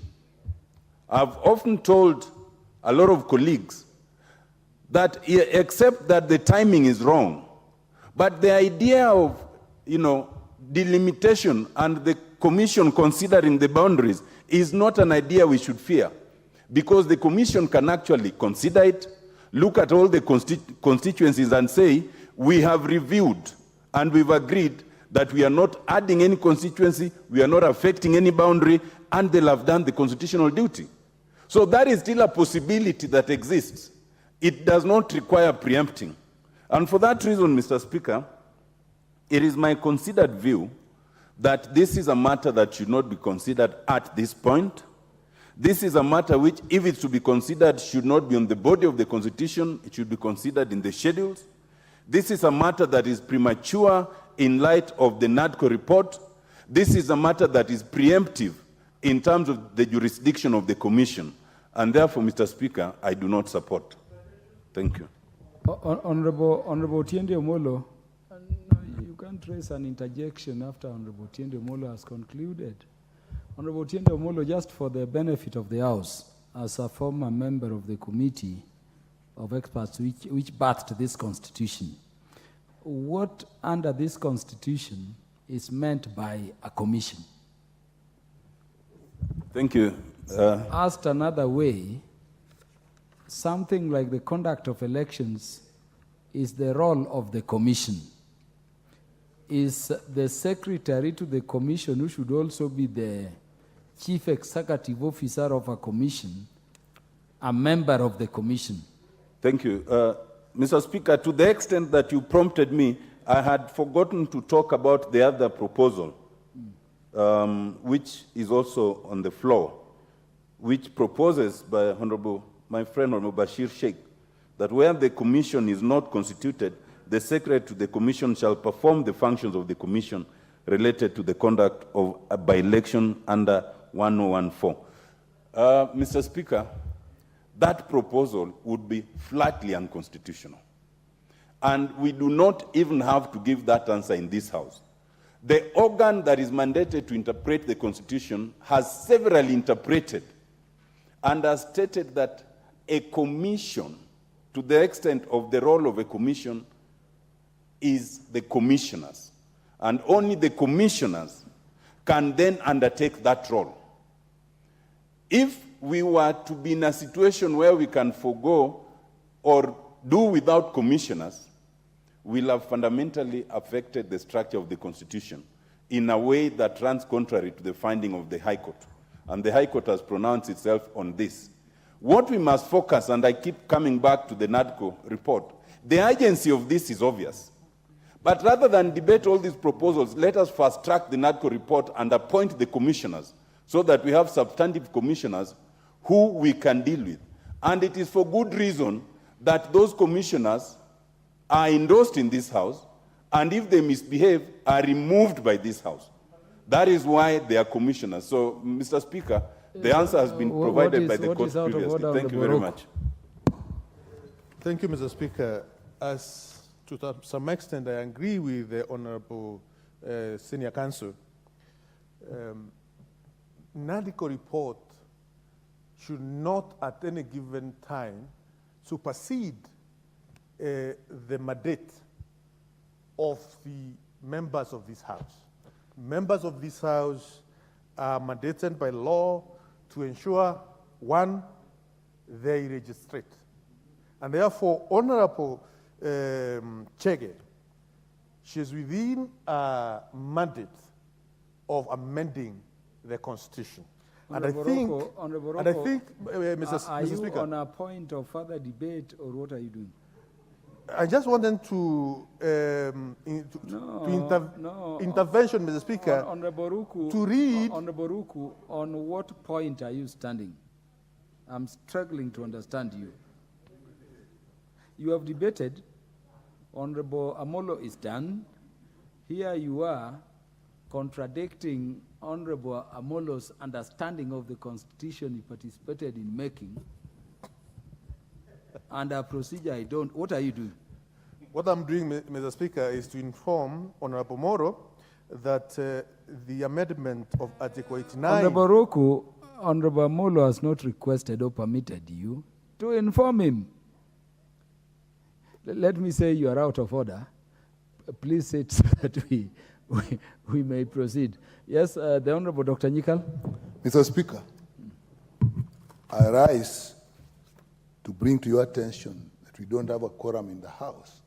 And what we are discussing is so important to this country that we can't have 4 or 5 people discussing. The information, like you are saying, coming from Honorable Tiende is what would educate many of us in the House. We can't make it look like we're having a cup of tea in the cafeteria while we are discussing such an important House. So I bring it to your attention that we don't have a quorum in the House.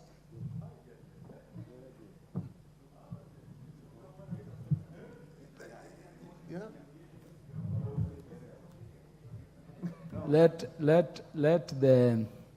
the clerks do what needs to follow upon Honorable Dr. Nyikal raising that point. This is so important. Which is the most unfortunate. I thought the Honorable Dr. Nyikal would require the members who are not within the House to come instead of raising that unavoidable point of order. But that's how to bring them in. The bells are ordered to ring as required by the standing order until we have quorum.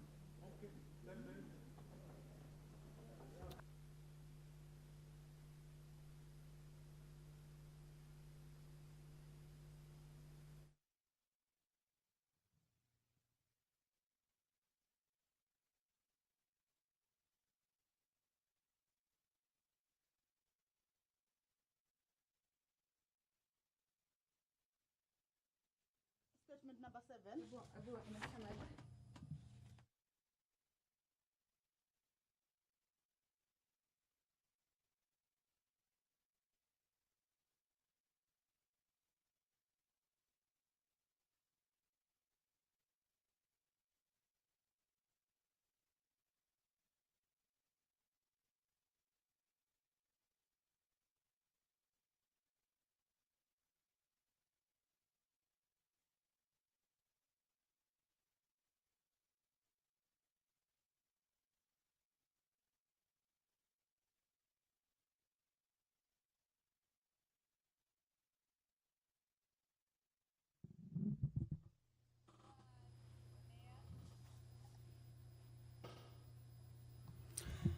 Well, it has been confirmed that the House lacks the requisite quorum for the House business to continue, and this is after the Honorable Member for Seme, Honorable Dr. James Nyikal, stood on a point of order to inform the Speaker that the House does not have the requisite quorum to continue with the House business. Remember, currently is the quorum bell, which has been necessitated by the lack of the required number of members inside the chambers. This is during the proceedings of the House, and this is pursuant to the House Standing Order number 35, which talks about the commencement of House business as well as proceedings of the House, that the House needs to have a total of 50 members inside the chambers for the business to be taking place. But on that note, after that point of order by the Honorable Member that the House does not have the required number of members inside, then the quorum bell is on. Of course, this is to alert the members who could be within the precincts of Parliament but are not inside the chambers to make their way to the House, just to ensure that the House gets that required number for the business to continue. If you have been following this afternoon National Assembly proceedings, is that before the quorum bell, the members were considering the statements on the legislative proposals to amend the Constitution. This is under the Standing Order 114, Part 7A. This standing order talks about the Speaker to exempt certain legislative proposals. And there are a number of proposals here that the members were considering. There are proposals by the honorable members, Honorable Major Retired Bashir Sheikh and Honorable Alice Nganga. These are legislative proposals to amend the Constitution. And the one who was on the floor before the quorum bell was Honorable Atiende Omolo. And this one, they were looking at the legislative proposals to amend the Constitution under Standing Order 114.7a. The legislative proposal by the member for Mandera North, Honorable Major Retired Bashir Sheikh, was to amend Article 88 of the Constitution to provide that when the Independent Electoral Boundaries Commission is not constituted, the Secretary of the Commission can perform the functions of the Commission that are limited to conducting by-elections under Article 101(4)(b) of the Constitution. And the Honorable Member for Thika Town, Honorable Alice Nganga, is to amend Article 89 of the Constitution to protect 27 constituencies that were protected for the first delimitation of electoral units in spite of not meeting the population quota requirement, and which constituencies risk being merged with others when the Independent Electoral Boundaries Commission conducts the second review that is due. So if you are just joining us, currently underway is a quorum bell. Those are members of the National Assembly, of course, are waiting for other members to join them in the House. A business that was currently on is the statements on the legislative proposals to amend the Constitution under Standing Order 114.7a. And the member who was on the floor before, the Honorable Member for Seme, Dr. James Nyikal, rose on a point of order to allow the Speaker that the House lacks the requisite quorum, was Honorable Member Otiende Amolo. And of course, what we'll be seeing is that we'll be expecting the members to walk in, but at the lapse of the 10-minute quorum bell, pursuant to the House Standing Order, a 5-minute quorum bell will be rung. And at the lapse of the 5-minute quorum bell, if no quorum is achieved as expected, then the House or the Speaker may adjourn the sitting until the next sitting. So what we will be waiting for is that members will be walking in. As you can see, members are present, but not to the required number. So we hope or we believe that before the lapse of the 10-minute quorum bell, or even the second round of the quorum bell, that is the 5-minute, the members will be able to get into the chambers and allow the House attain its requisite quorum to continue with the House business.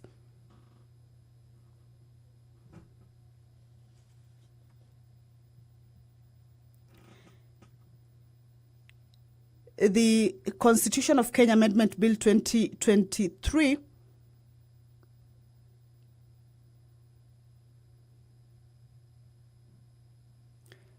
according to the legislative proposals to amend the Constitution by the honorable members. This is Honorable Member, Honorable Major Retired Bashir Sheikh, indicates that Article 88 of Constitution is amended by inserting a number of new clauses. That is a new clause immediately after clause 5. This will be clause 6, where the commission is not constituted, the secretary to the commission shall perform the functions of the commission related to the conduct of a by-election under Article 101(4). Remember the amendment that had been brought by the Honorable Member for Mandera North was to provide that when the Independent Electoral Boundaries Commission is not constituted, the secretary of the commission can perform the functions of the commission that are limited to conducting by-elections under Article 101(4)(b) of the Constitution.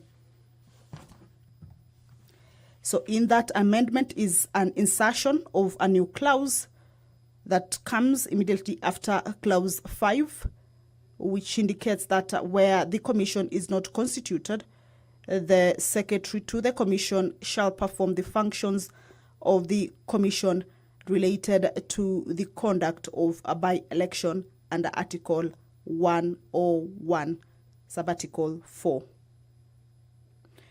Well, if you are just joining us,